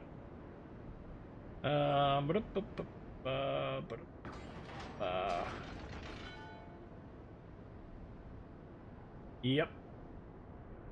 Alright, so Colorado, last of the U.S. standard battleships.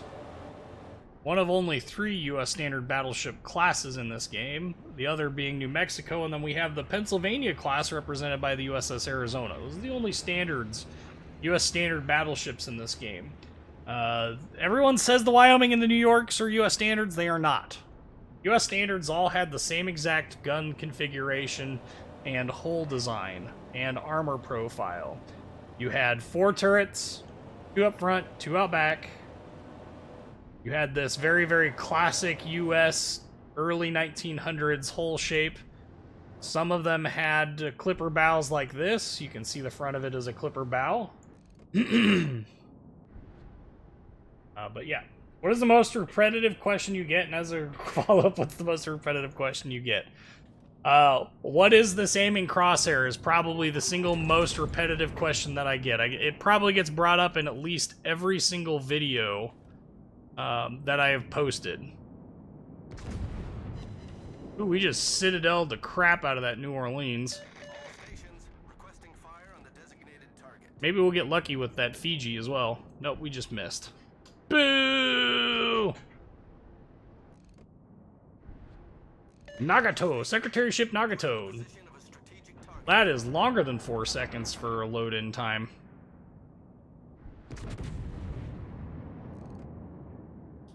Overall, not bad at... Oh, well, that's... I mean, that's... Horizontal dispersion on that was bad, but... Wasn't that bad of a shot. No, we got a normal pen out of it, so...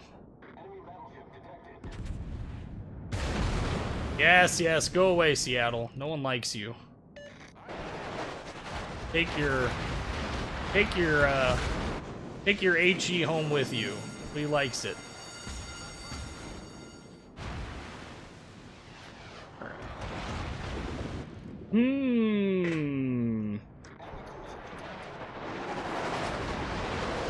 Wow.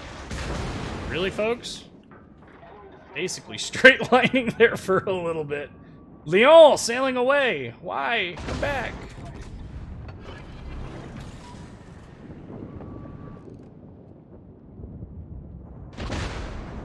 Seriously.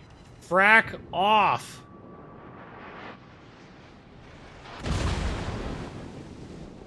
Oh my goodness. There's one thing that I can't stand, it is the repetitive HE spam in this game.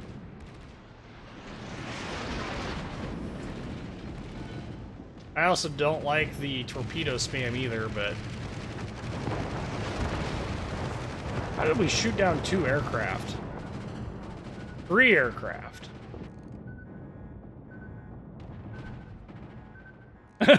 Okay, I don't know. 21 knots is painfully slow. Sure is.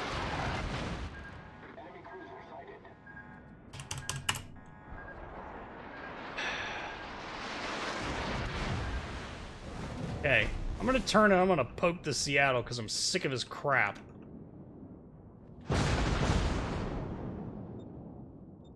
You're about to do some learning today, Mr. Seattle.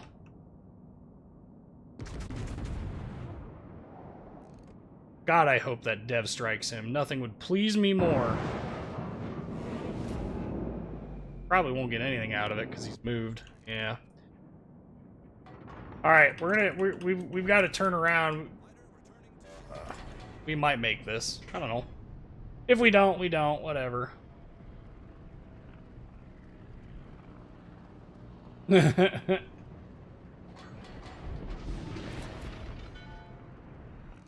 Bayern does go 25 knots, but it's not a really a very good trade. I don't like Bayern. Guns are way too inaccurate for me. I could never get them to work. Just like I struggle to get Yamato's guns to work. Yet somehow people seem to find that ship enjoyable. I know, for me, the ship is a mixed bag. Half the time I play it, it's fun. The other half the time I get frustrated and makes me want to quit playing the game. And nothing but misses. The other thing to keep in mind, too, is there's definitely a transition in the US battleship line between this ship and the... still detected, which means there is a destroyer near... Oh, the Fiji's spotting it. Spotting. There is definitely a transition between this and the other, in the tier 8 through 10 US battleships. The difference... Really? Guns? The difference in accuracy is quite substantial, and the difference in shell penetration is also quite substantial. And shell flight time is different as well as a result of the differences in velocity.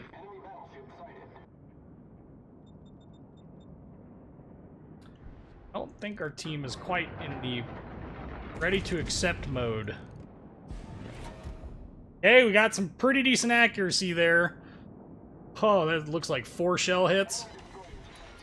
11,000 damage? Yeah, I'll take that. You just spotted us. Figueroa, apparently. Maybe that was a Seattle.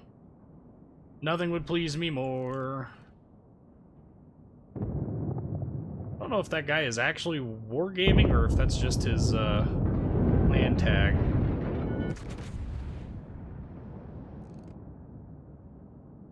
Nope, those are gonna miss. He turned in. Being cheeky.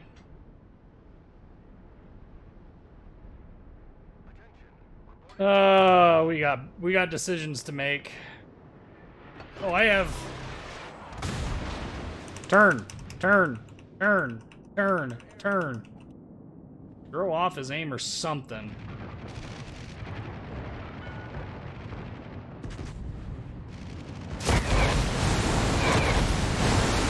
That was very successful dodge. Nagato shooting HE. That's fascinating. 4,000 damage. Of course he does. And now I'm permanently spotted by their whole team.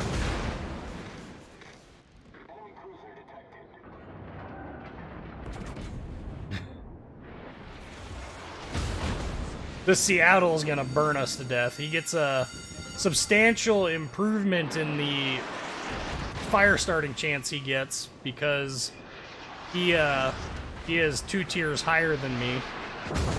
So we have 2 fires now. There's no point in me shooting at him unless I can get no point in me burning a damage control party because he's just gonna start me on fire in another location here soon. There's the 3rd fire. So we shot those a little on the short side, hoping that he will turn into those. Got a shell bounce.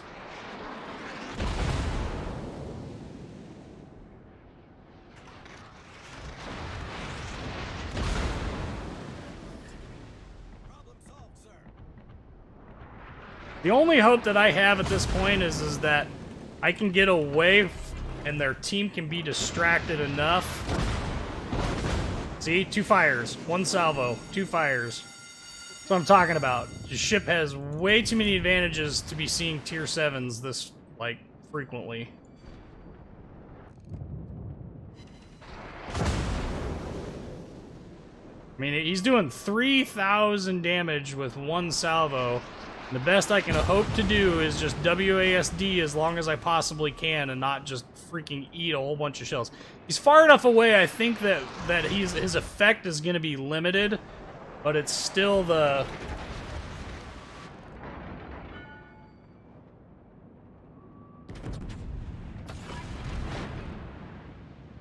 Okay. So if we can add some pain and suffering to Nagato before torpedoes hit, that would be amazing.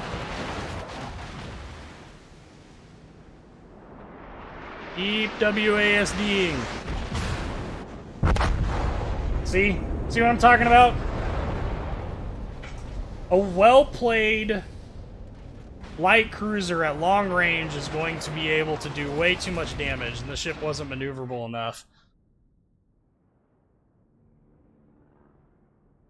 But, you know, the fact that those 2 Kievs just kind of took off and left, and then no other ships came to the east, really is annoying.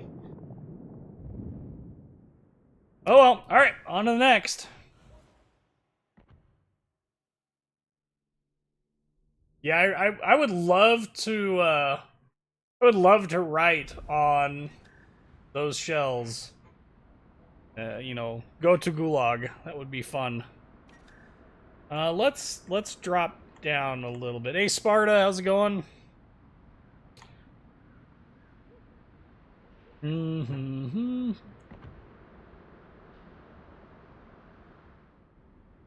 A young Monaghan. See, we could probably do for some cruiser action. Let's take out Zhao. We've not played Zhao in a long time.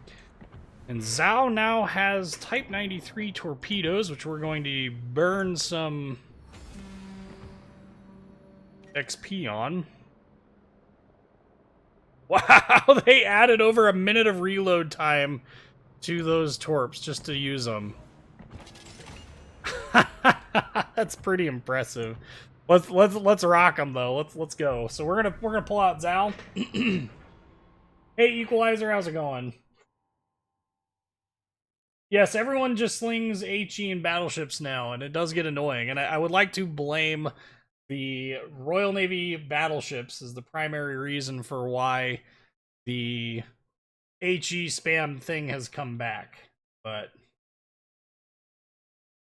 tell a player that his ship is going to get nuked.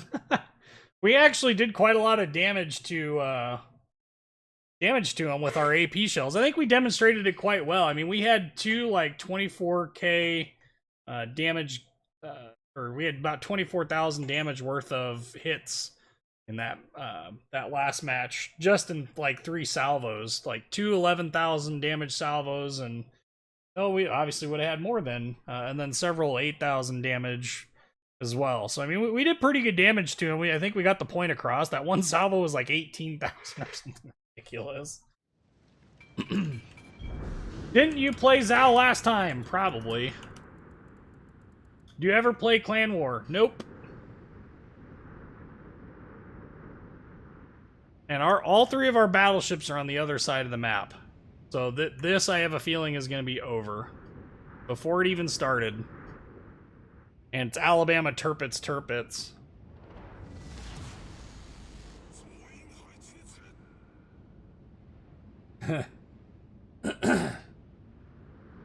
Oh. While we're loading in here and while we're getting ready to go in,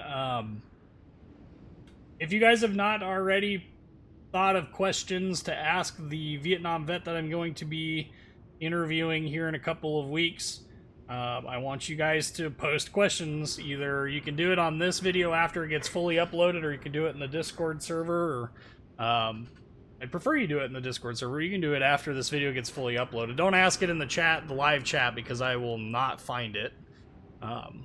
But if you guys want to ask him, he served on board the USS St. Paul as well as the USS Chicago.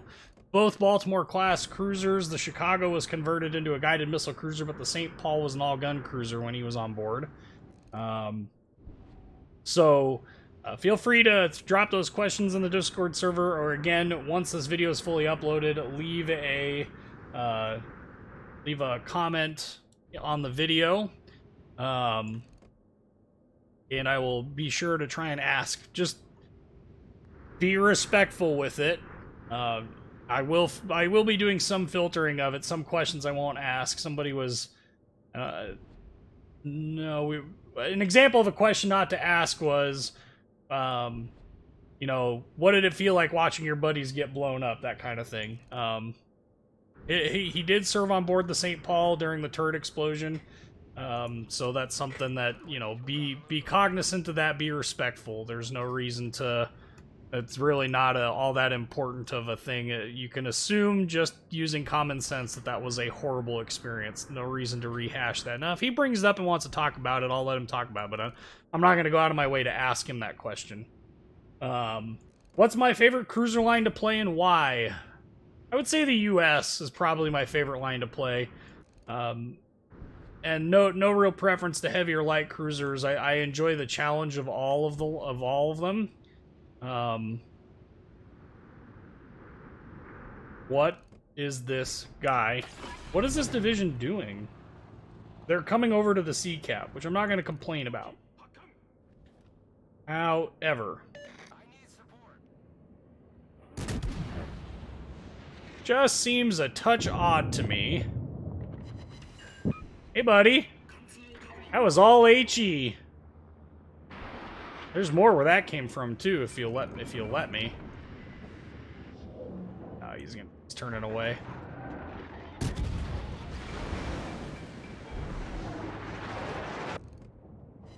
Oh, we still managed to citadel them all angled. What?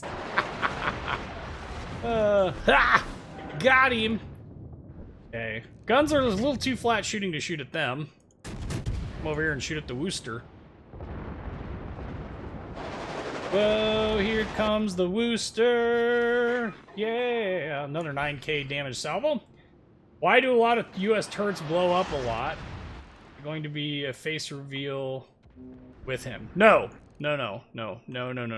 It'll be audio only, and I'll probably get some Baltimore battles thrown up for your guys' enjoyment. It won't be a face reveal. I don't have any plans to do a face reveal. I'm not real sure it's real important to have one. And I'm pretty sure that most of you guys don't want to just vomit instantaneously, so...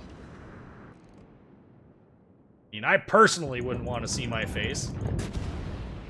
I mean, I've gotten my hairstyle down to a point where, you know, I don't even have to look in the mirror anymore. Self-deprecating humor. Alright. Baltimore dead. Woof. We've not even fired our 12k torps once in this battle.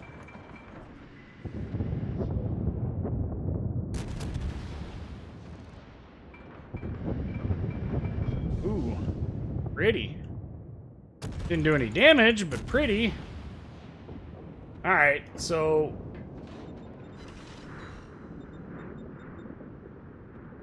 like, you folks gonna do something this match, or are you just floating around for the sake of floating around?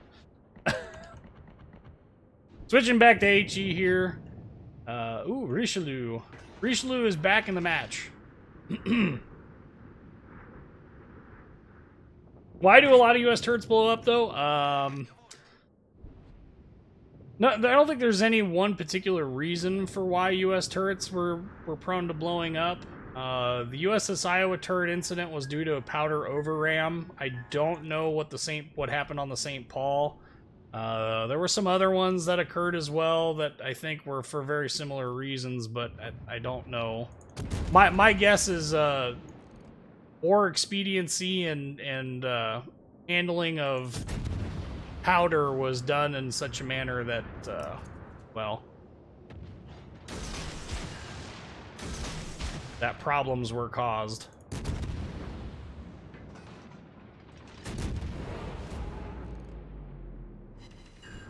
Give me this. We need we need a Metallica song going right now. Give me fuel, give me fire, give me that which I desire. Ooh. Anywho. We very well could get ourselves a destroyer out of this mix, too. Just kind of depending. I think he's just far enough away. I don't think any of the torpedoes will find the Richelieu. Oh no, he's going forward. We might get lucky. Oh, Shima left the smoke already, so probably not. It would be nice if we could get a fire on him again or get a torpedo hit, but I think he's gonna duck through.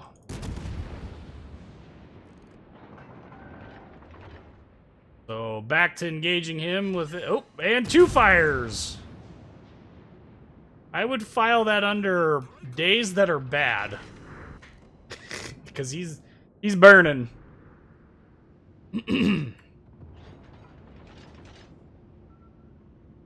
Ooh, he burning. Okay. We got a ways to go before we've got AA range. 6k is what we need. Ooh, Richelieu is back up. Ooh, I burn. Fuel is pumping engines. Burning hard, loose, and clean. And I burn. Turn in my direction. Did you get the enhanced game sound? Yes? Oh yeah, USS Alabama safety lockout. That's true, but that wasn't a turret detonation. That was that was just mistakes were made. Worcester with 19.2k range. Does everyone know exactly the reasons why that's a terrible idea? Look at how long his shells are flying. I'm not even attempting to dodge. He is still shooting at me. It's not even close.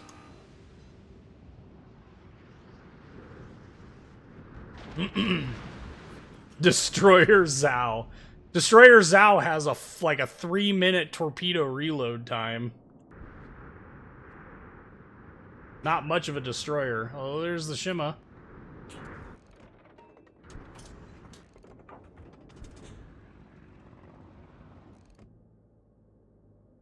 Come on, turrets. You can do it.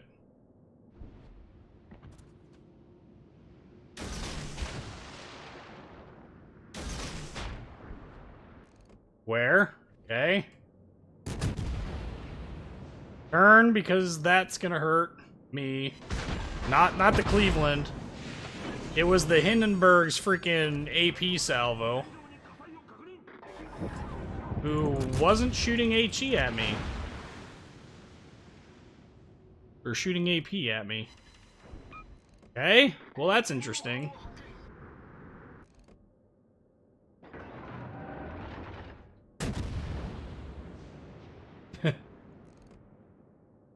Oh, hey, more AP. Sure would be a shame if it all bounced. Of course it doesn't. Why would it do such a crazy thing? And of course the Cleveland would shoot at me and get a fire, because that's what Clevelands do. His AP is way too effective. Keep turning.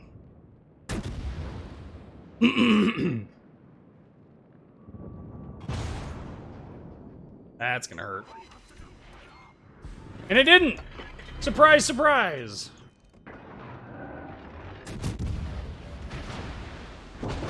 Really not all that worried about this Hindenburg at this point. He did.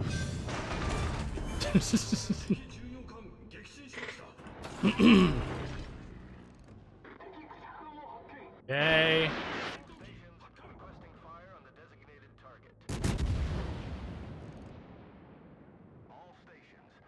98,000 damage.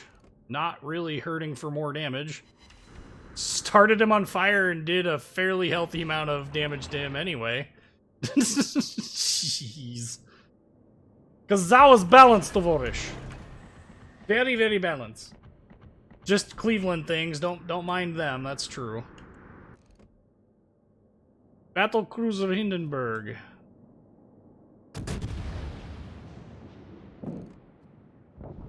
Okay, the Cleveland is not spotted. I don't know what's spotting me. I don't really care at this juncture, I just want the Cleveland.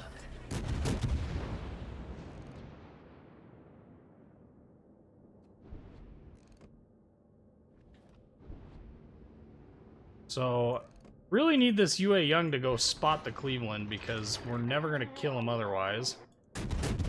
There he is! $1 short and a day late to my own party here.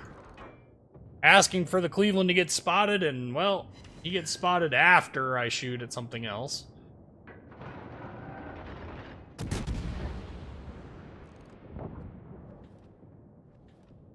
Hey, Cleveland! Sure would be nice if you just died.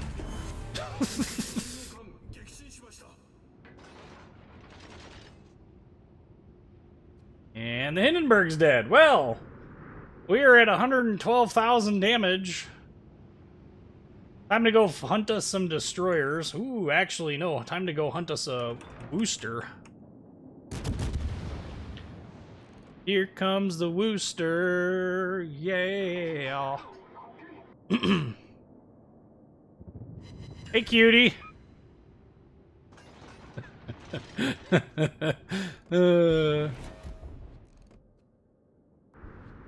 Well, you know what they say. You can be a cutie patootie and be a, you know, a Zhao monster all you want, or a Worcester monster all you want, but at the end of it all, Zhao always wins at range.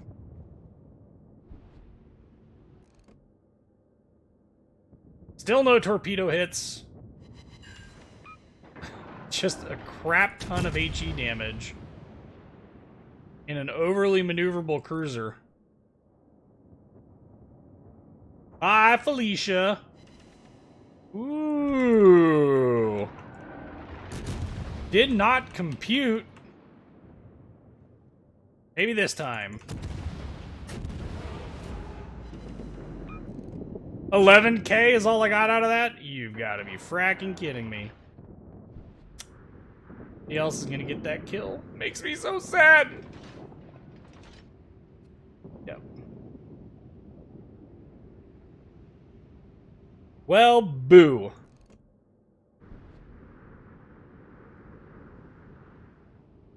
Ooh, Des Moines? Des Moines gonna survive the engagement with Shokaku? No.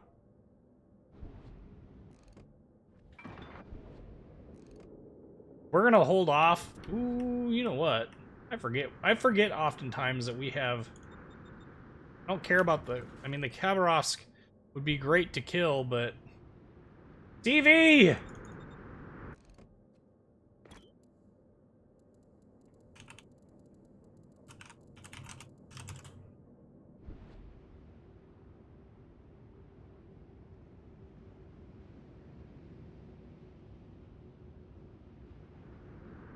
Ooh, the Shokaku ran way away.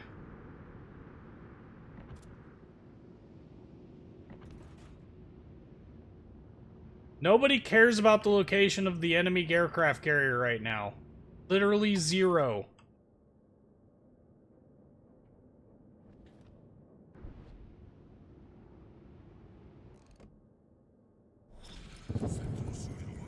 Hey, I'm detected. Yay. No longer detected. I know what that means. That means he's... yeah, that's what I thought.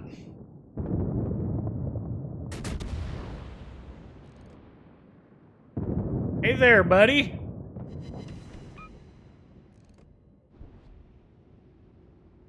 Glad I could give somebody else the kill.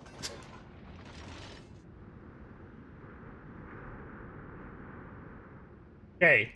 Yes, I do have demo expert on this ship, which is 9 makes a lot of sense for fire count.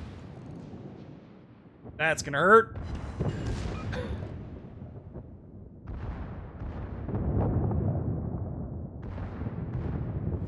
Reload faster, guns.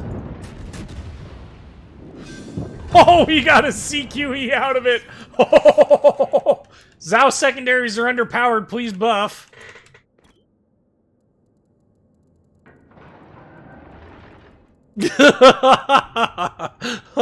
Oh my goodness. Oh man. Yeah, no kidding. Good job with getting other people kills. Welcome to my life.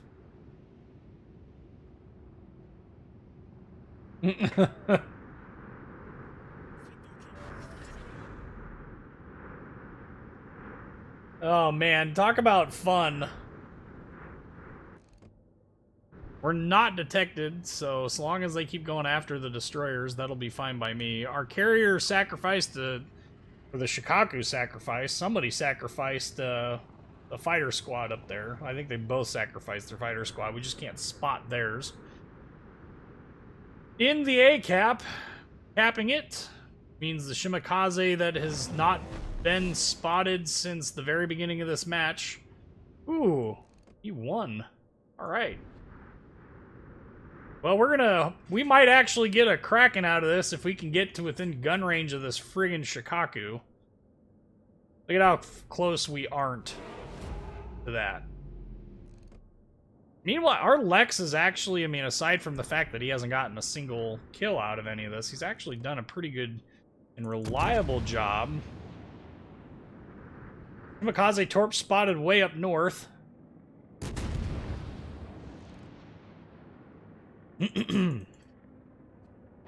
Carrier. Seriously, all you have to do is spot. That's all. Your one job, just spot. Whether it's spotting the carrier or spotting the Shimakaze, just spot. All he needs to do. Okay, well, what is he?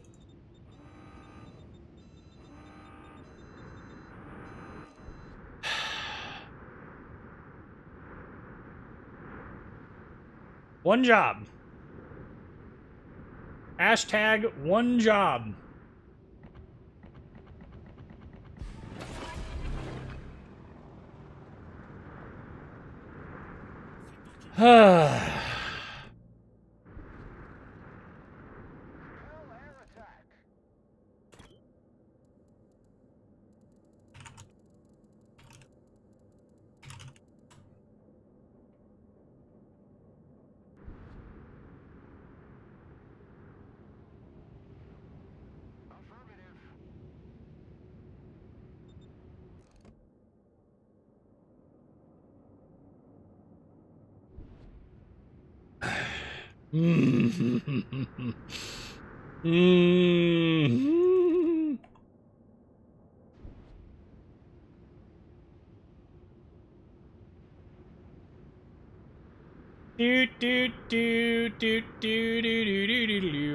I love being robbed out of my Kraken due to the incompetence of a CV.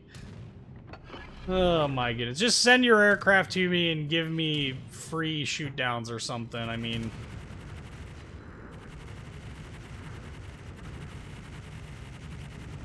Yeah, leave my scout plane alone, you jerk face. That... He meant... Oh, I was gonna say, man, if he managed to kill my fighter, I'm gonna be pissed.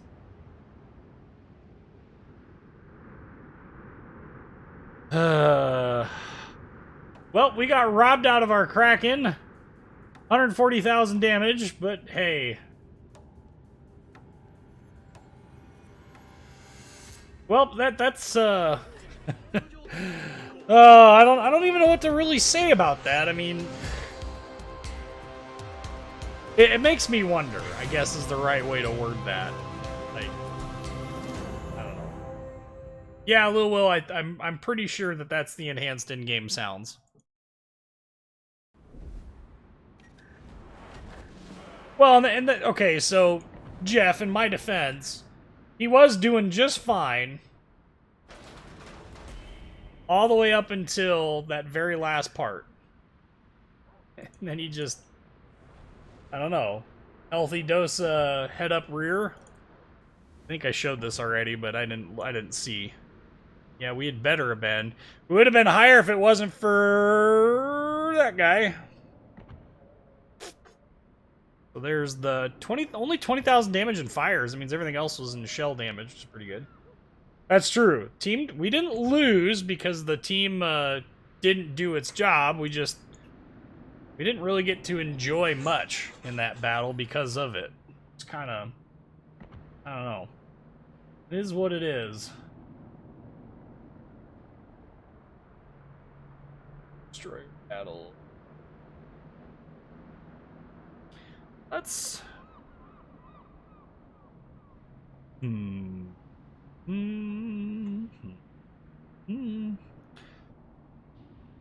Got so many different choices on ships that I could take.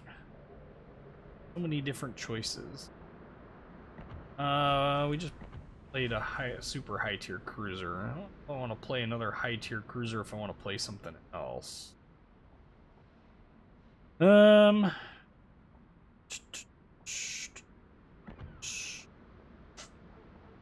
That would be too easy. We want to give ourselves a little bit of challenge. Ah! This'll work. We'll give ourselves a challenge via the Admiral Graf Spee.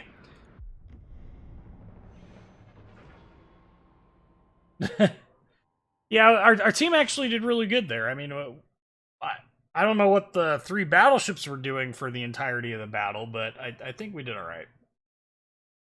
Who wants to bet tier 8 fight? I got money on tier 8 fight. That's what I'm going for.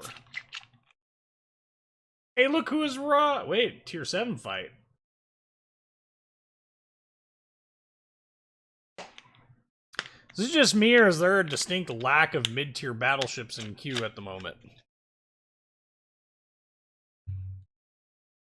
I mean, at least all the battleships on the enemy team are something that we could quite easily Citadel, but, just a touch confused is all.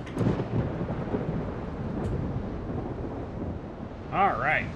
Graf Spee is a great ship. Vampire Steel Club. Yeah, we could probably rock the Vampire after this. Graf Spee, obviously famous for the fact that it has 11-inch guns, was frequently considered a Ludes. Ew. Henry Ludes. Not good.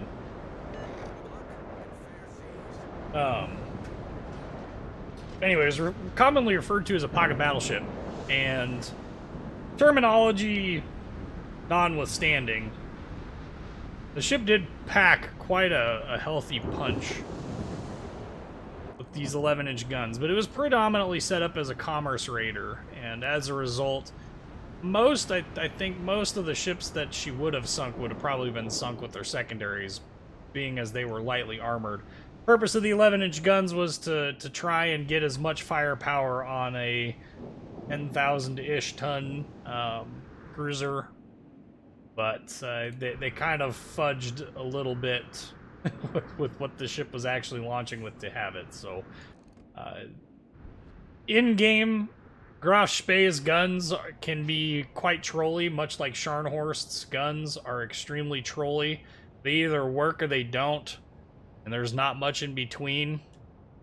Can be a little frustrating if you're not used to dealing with that. However, of course, Pepsi Cola shows up. And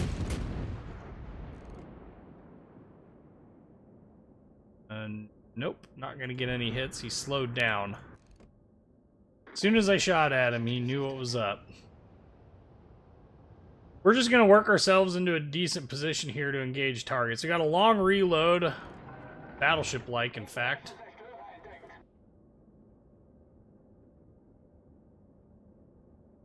I don't think we're ever gonna be able to sneak one over on him. Nope.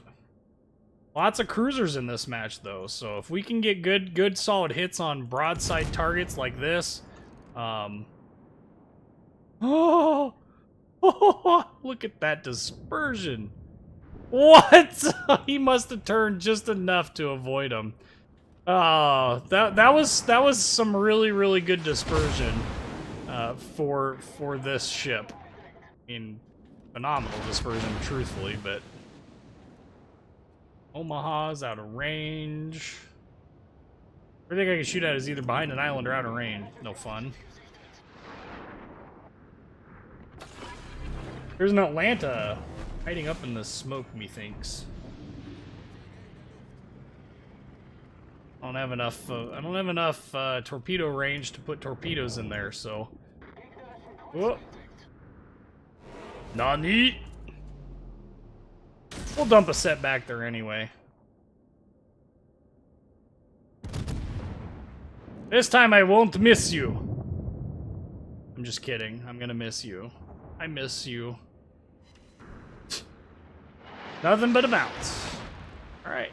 Well, continuing our turn cycle here. We're probably gonna end up heading back over towards the sea cap. Try and oh, hey there. No. Well, that was impressive. Or oppressive, depending on how you want to look at it. We would have gotten him with a torpedo, too. Oh, it wouldn't have. Ooh. That was sneaky breaky right there. I was a little afraid. I was thinking, man, wouldn't it be nice? And then we missed, so that explains a lot. Things are kind of snipery right now, too, which isn't a real good trend for this ship either. So, shots out on an Omaha. I think we're going to fall behind. Yep. Okay, we'll go focus down this epitome of period correct cruiser design, aka the Dallas.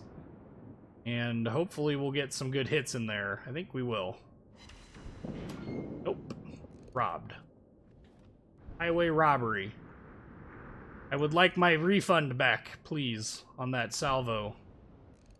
Budioni, fire.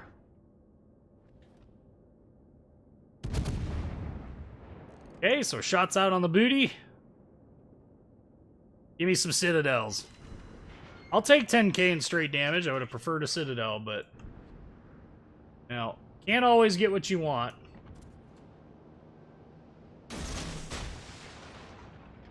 Can't always get what you want. So now we're gonna... Ooh.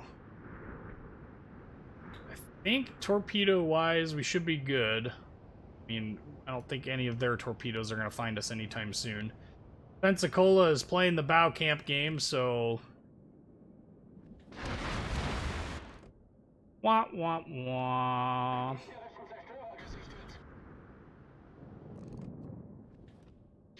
Budioni, if we actually aim correctly...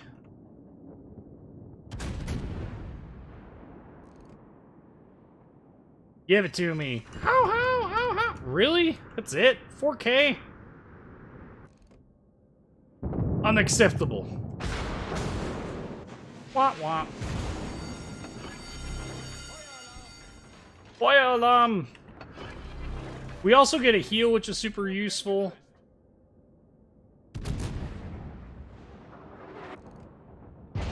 That could be glorious.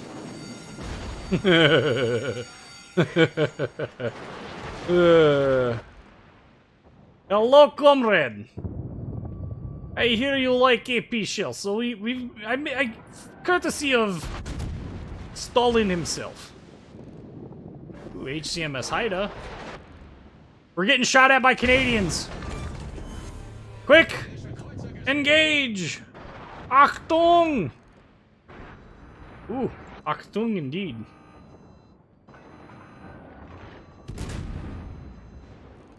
We're getting some really good accuracy out of these guns right now. Maybe not necessarily from me, but the dispersion is working out well. I don't even... What is Haida's shtick, anyway?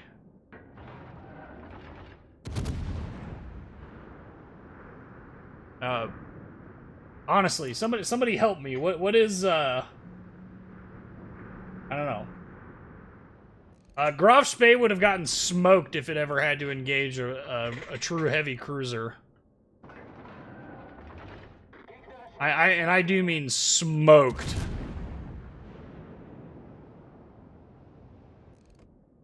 I think the Baltimore would have just had a field day with her. I mean, it would have come down to fire control, and I think that's really where the differences in the two ships are. I honestly think that the Graf Spee, for all that she represented, was an effective, like, I want to say light target hunter, but that's really what she strikes me as having been.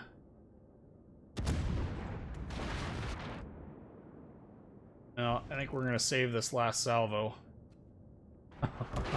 Good thing I did! History repeats itself in mysterious ways.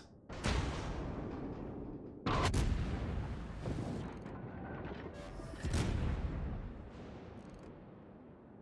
don't know why he's shooting HE. The AP on the Pensacola is way more effective than he's giving it credit for. But it could have had a longer run bullying light cruisers from the Royal Navy all day. Well, I mean, the captain didn't want to risk losing the ship, and I don't blame him. But it ended up costing him the ship in the end. So I don't, you know, it didn't really help him any. There you go. Attaboy. These ranges, it's gonna end up being over pens for days. He's got no torpedoes, so I don't have to worry too much about that. Omaha is not a threat at the moment. Gneisenau is kind of a threat. There's a destroyer there, which is definitely a threat.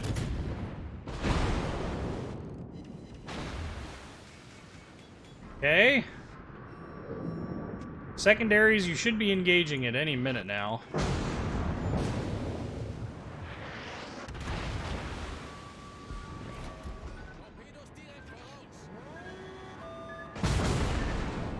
Is the Haida's shtick the The whole single launch torpedoes, is that what's going on here?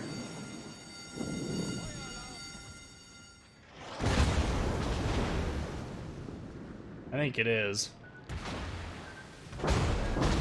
Wah wah.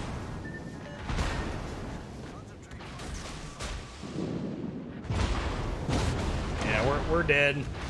Overextended.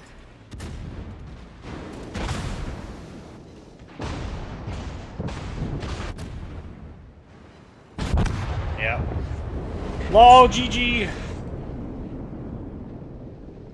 Didn't have much in the way of support there, and our torpedoes unfortunately missed. Oh, well.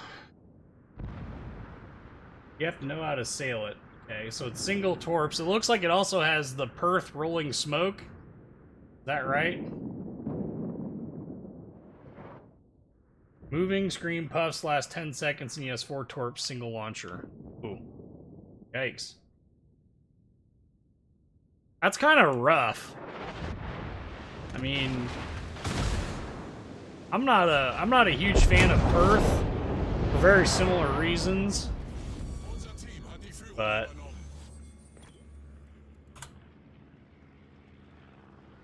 interesting. Let's. Oh, we don't even get to go look at it. Well, that stinks. Yeah, I mean, its guns seem to work out quite well, though you're shooting HE at me the entire time, so I don't know what that was all about, but... Team USA? What? Did I see that right? Team score, second on the team. Born in the USA. Oh, I was like, what?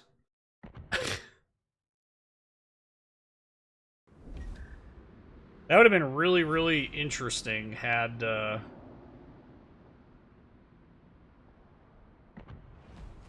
don't know what I was thinking there. Alright, let's play some V25. Let's... True seal clubbing! Let's go. AP, the 120mm gun AP stinks, HE is the bomb. Well, I was broadside at close range. I mean, he's not going to Citadel me, but I think it would have done more damage than the HE would have, but... It is what it is. I'm glad that the ship is finally in the game. Now we no longer have to listen to the Canadians complain about it not being in the game.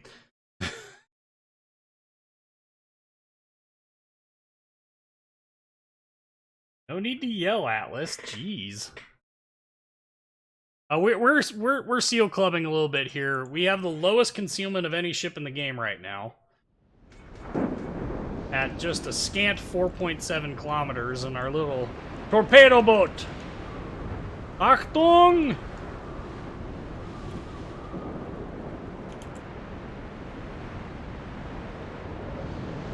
I was broadside to him. I would think that if I was broadside to you, he would shoot AP at me. I mean...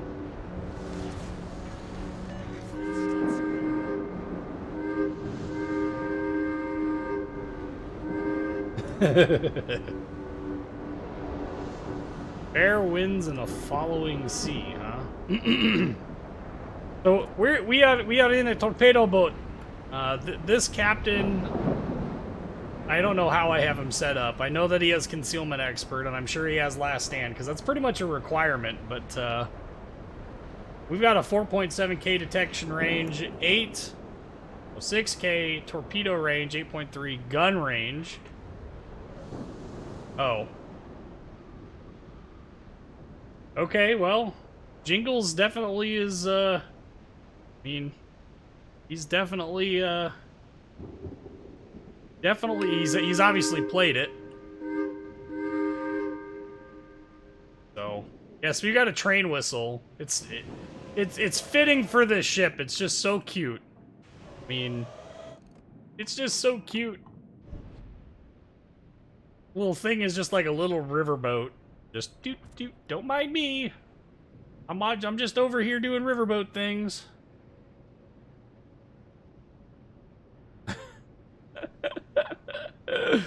And the torpedoes reload so quick on this, it's scary. Only 30 seconds. A lot of torpedo launches in a 20-minute match. Bellerophon! Okay, well, he's far enough away that I don't think we really need to worry too much, but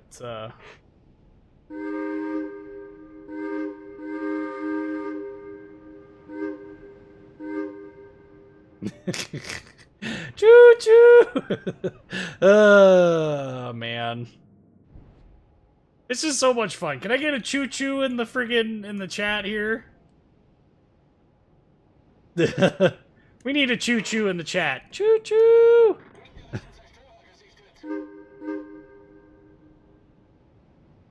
it does look like a toy. It's just so small.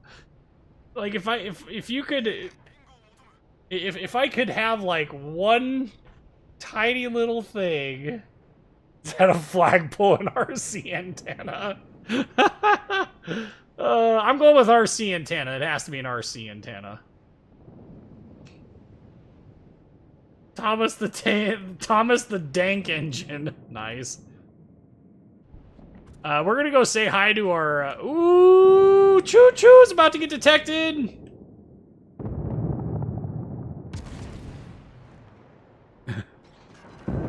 Tachibana, help me! And I really don't need his help, but...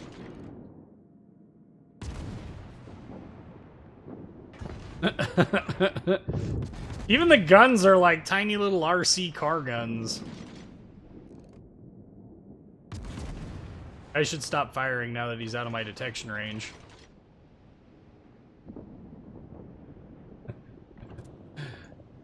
Bellerophon, are you're accelerating now? Oh, he's even accelerating to make sure that he heads right for me. Coming right for us. Oh. Choo choo.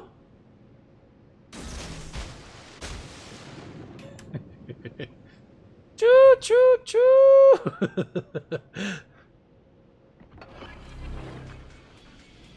Let's add some confusion to this mix. Ow, that was rude. You know, Mr. Greek, I hope you eat those torpedoes. Oh, yeah. Hey, buddy. You need at least 3, maybe 4. I'm hoping for 4. All 4.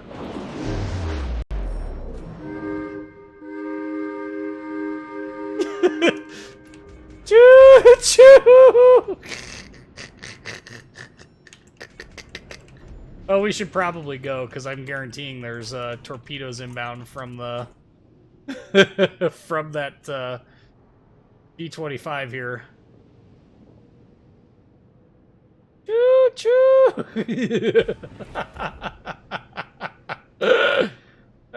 Oh, that V-25 just steamrolled our Tachibana over there. That's... Ain't that something?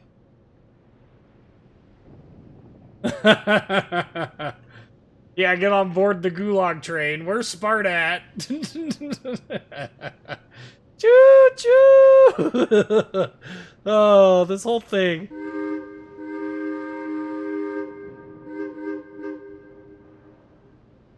Okay. I don't... They won't get there in time. I need him to slow down and turn around is what needs to happen. Or I'll just sit in his base. Just to troll the crap out of him. Because I don't think, even if I were to launch these things at him, I don't think it would matter.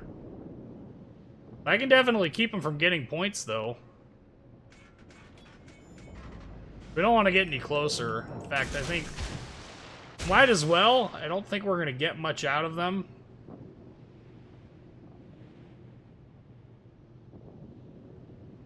In fact, I know we're not going to get much out of them. But I also don't want to get that close to him either. And I know also for a fact that the other V-25 is going to be inbound. Choo-choo!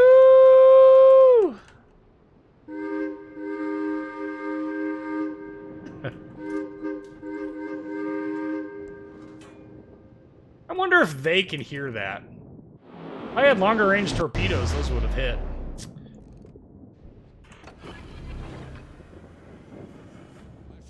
Okay, we're gonna go find some islands.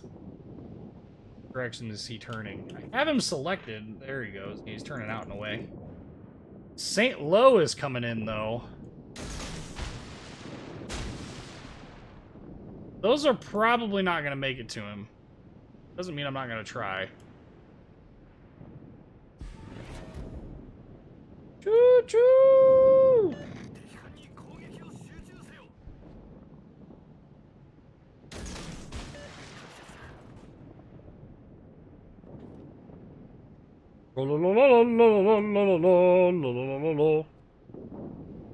Yee oh,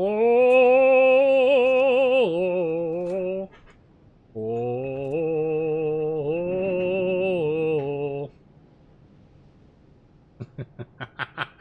Oh my. Hey buddy. La la la la la la la la la la la.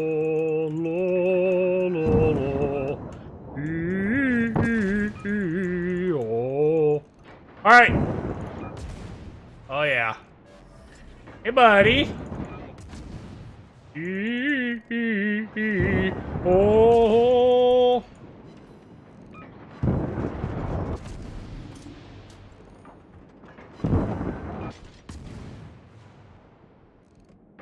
Give me a fire, thank you.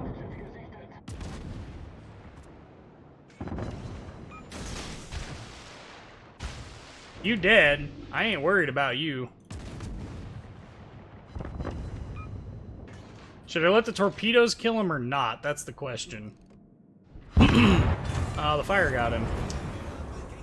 Well, any minute now, we should start capturing this base. This ship is so troll-worthy, and it's not. I can't wait to get a 19-point captain on him.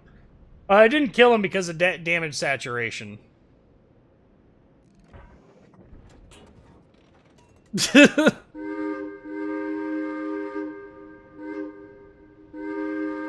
Oh, hey. Well, that's neat. I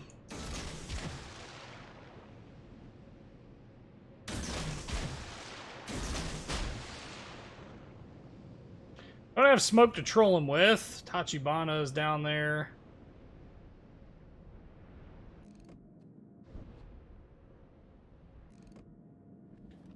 I'm pretty sure I could troll. Yeah, we'll go. We'll see if we can't bait him into turning into our torpedoes. Not gonna happen. He didn't bite. I'm disappointed. Gavorish, please. Yeah, see, I think he's catching on. We're gonna stop shooting at him just to troll the crap out of him some more. Yep, that's gonna hurt. Oh, hey. Thanks, in-game dispersion. Womp, womp, womp.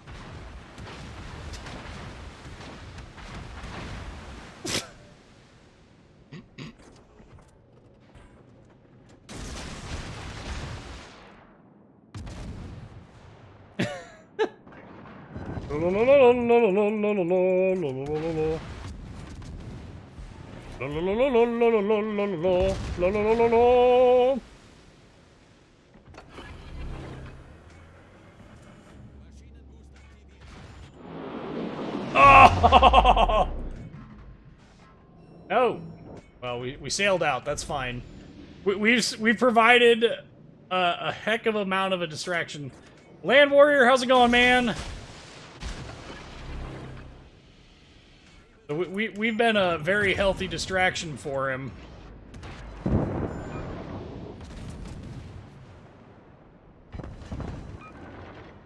We're just baiting. I'm baiting him until he gets close enough to where he can't avoid my torpedoes.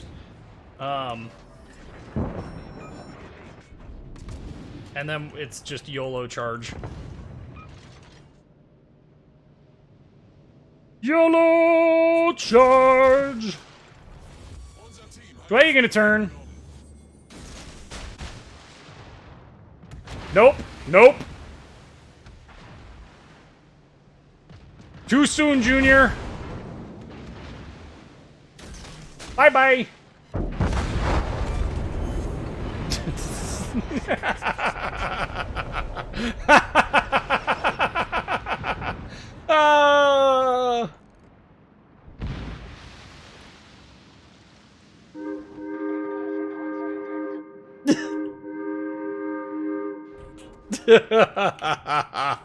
Oh my goodness. Oh, it's just so much troll.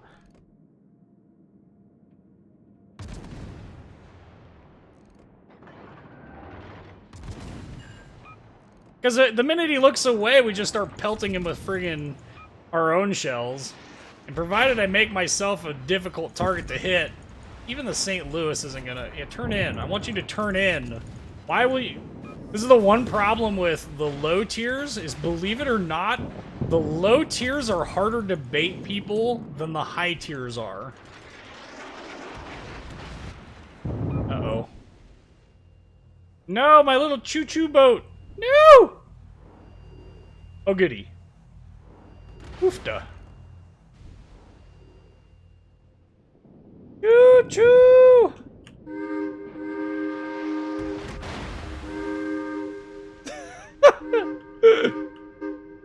Choo-choo! Oh. See, now he's focused on something else. We can already start re-engaging him.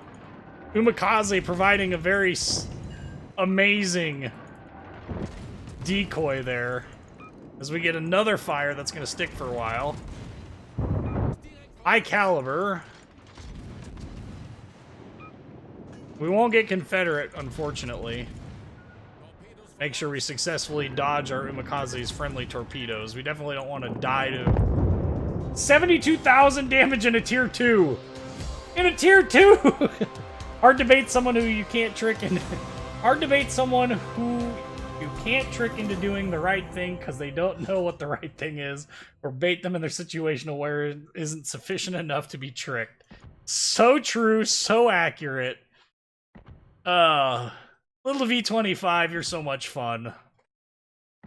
Alright, we've got one more battle to go, and per tradition, we must choose Montana. So we are going down to the US line for one final battle for this live stream in the Montana. This ship has just become one of my favorite ships of all time to play. It really is a fantastic battleship. Just amazing. It's flat out amazing. The only thing I wish is I wish this had much better like attributes, but it is what it is. Tier 2. V25 is tier 2. Oh man, so much fun. Do I want to bring back the Missouri? I would love for them to bring back the Missouri. I mean that both in the standpoint of in real life and in the game. I'll settle for in-game, though. I mean, I have it, so I'm not worried about it, but there's a lot of people who don't. Des Moines, Hindenburg. Did I get stuck into a clan battles? Is that what's going on here? What's the deal with the massive number of Hindenburgs and nonsense? Unfortunately, we don't get to go choo-choo in this little thing, because this isn't a tugboat, nor is it as fast, nor as maneuverable. And the horn sounds terrible. Yeah, it's definitely an improved Iowa. There's some substantial changes between the two ships. The outer hull plating on the Iowa on the torpedo bulges, in quotes, torpedo bulges, is 25 millimeters. It's 38 on the upper hull. So the area over the actual armored belt is only 25, but the area on the upper hull is 38. It does tend to swallow up AP shells into that void and not do much damage. However, the fact that it can't auto-bounce stuff is really frustrating, and there's a potential that a Yamato or a Musashi will overmatch that and still have enough pen to get through your belt armor as well. And that's always a huge concern of mine. Now, on the Missouri, it's 38 millimeters everywhere, like it's supposed to be in real life, and that means that Yamato will never overmatch that portion. The other thing to keep in mind is that the front bulkhead that's in front of the number 1 turret is thicker on the Missouris than it is on the Iowas, than it is on the Iowa. Missouri, Iowa, singular. They're talking about ships here. So, that does come into play. It really does. People say it doesn't, but combine that with the Citadel height changes in it, and it really does help out quite a lot. Turn, baby, turn. Come on. No, not him. Me. Shot out on there, Montana. Very wide, spread out shot. Don't know if we're going to get any Citadels out of it, but if we do... 8,500 as our lead salvo. Not too shabby. Enemy Zhao starting us on fire. Saw that one coming.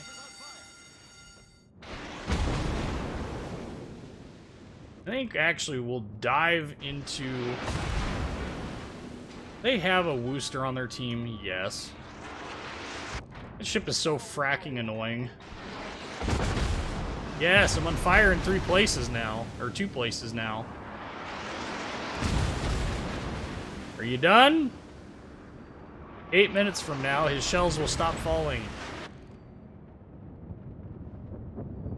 We're just gonna burn both of them. I'm not real content with sitting here and letting him just randomly get away with things. Ouch! Eat your heart out, Rune. Ron, however you want to say it.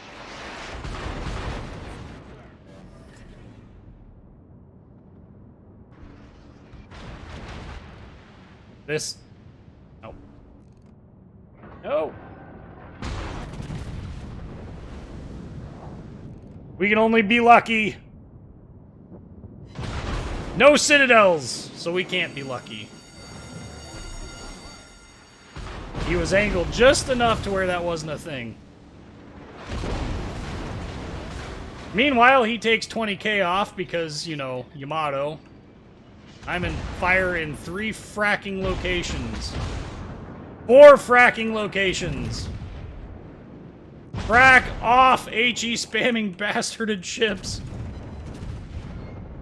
All I want to do is have some fun. And I have a feeling I'm not the only one.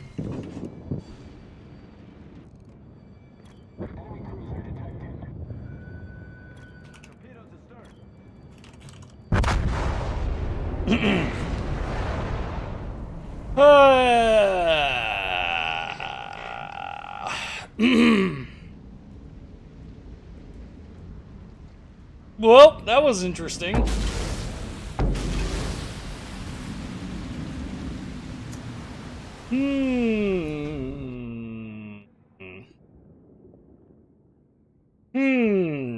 Welp.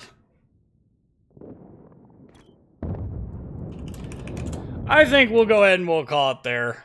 We're going to go to our stream schedule and we'll wrap up there. Our next live stream is going to be the 10th of July. That's next Tuesday.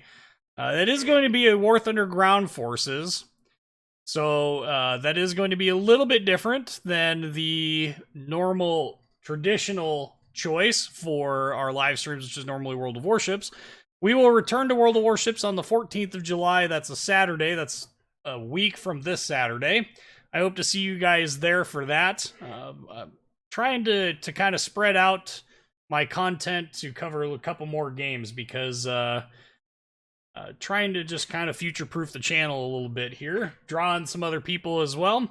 So I hope to see you guys there. If you haven't already, there is a link in the description to this video to the Discord server. Highly recommend checking it out. Lots of great people there to help you. Like I said, we got 70 people that are online right now. And it's a great place to get a hold of me if you need something, or a great place to get help for any ships you might be struggling with. So that's something worth checking out. Also, if you want to submit, art for the YouTube channel art, make sure to throw that into there.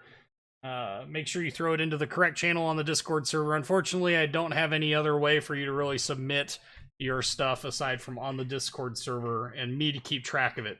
So that's a good place to do it. Also, if you would like, after this video ends, to throw in your questions to the USS St. Paul veteran that I'm going to be interviewing, you can throw that in the comments to this after this video finishes and uploads so that they're permanent. Don't put it in the live chat because the chances of me seeing that are about 0. So definitely do that as well. Anyway, I am your Peacekeeper. Thanks for checking out the lounge, guys. I hope to see you at the next live stream. Like, comment, subscribe if you haven't already, and thanks for watching.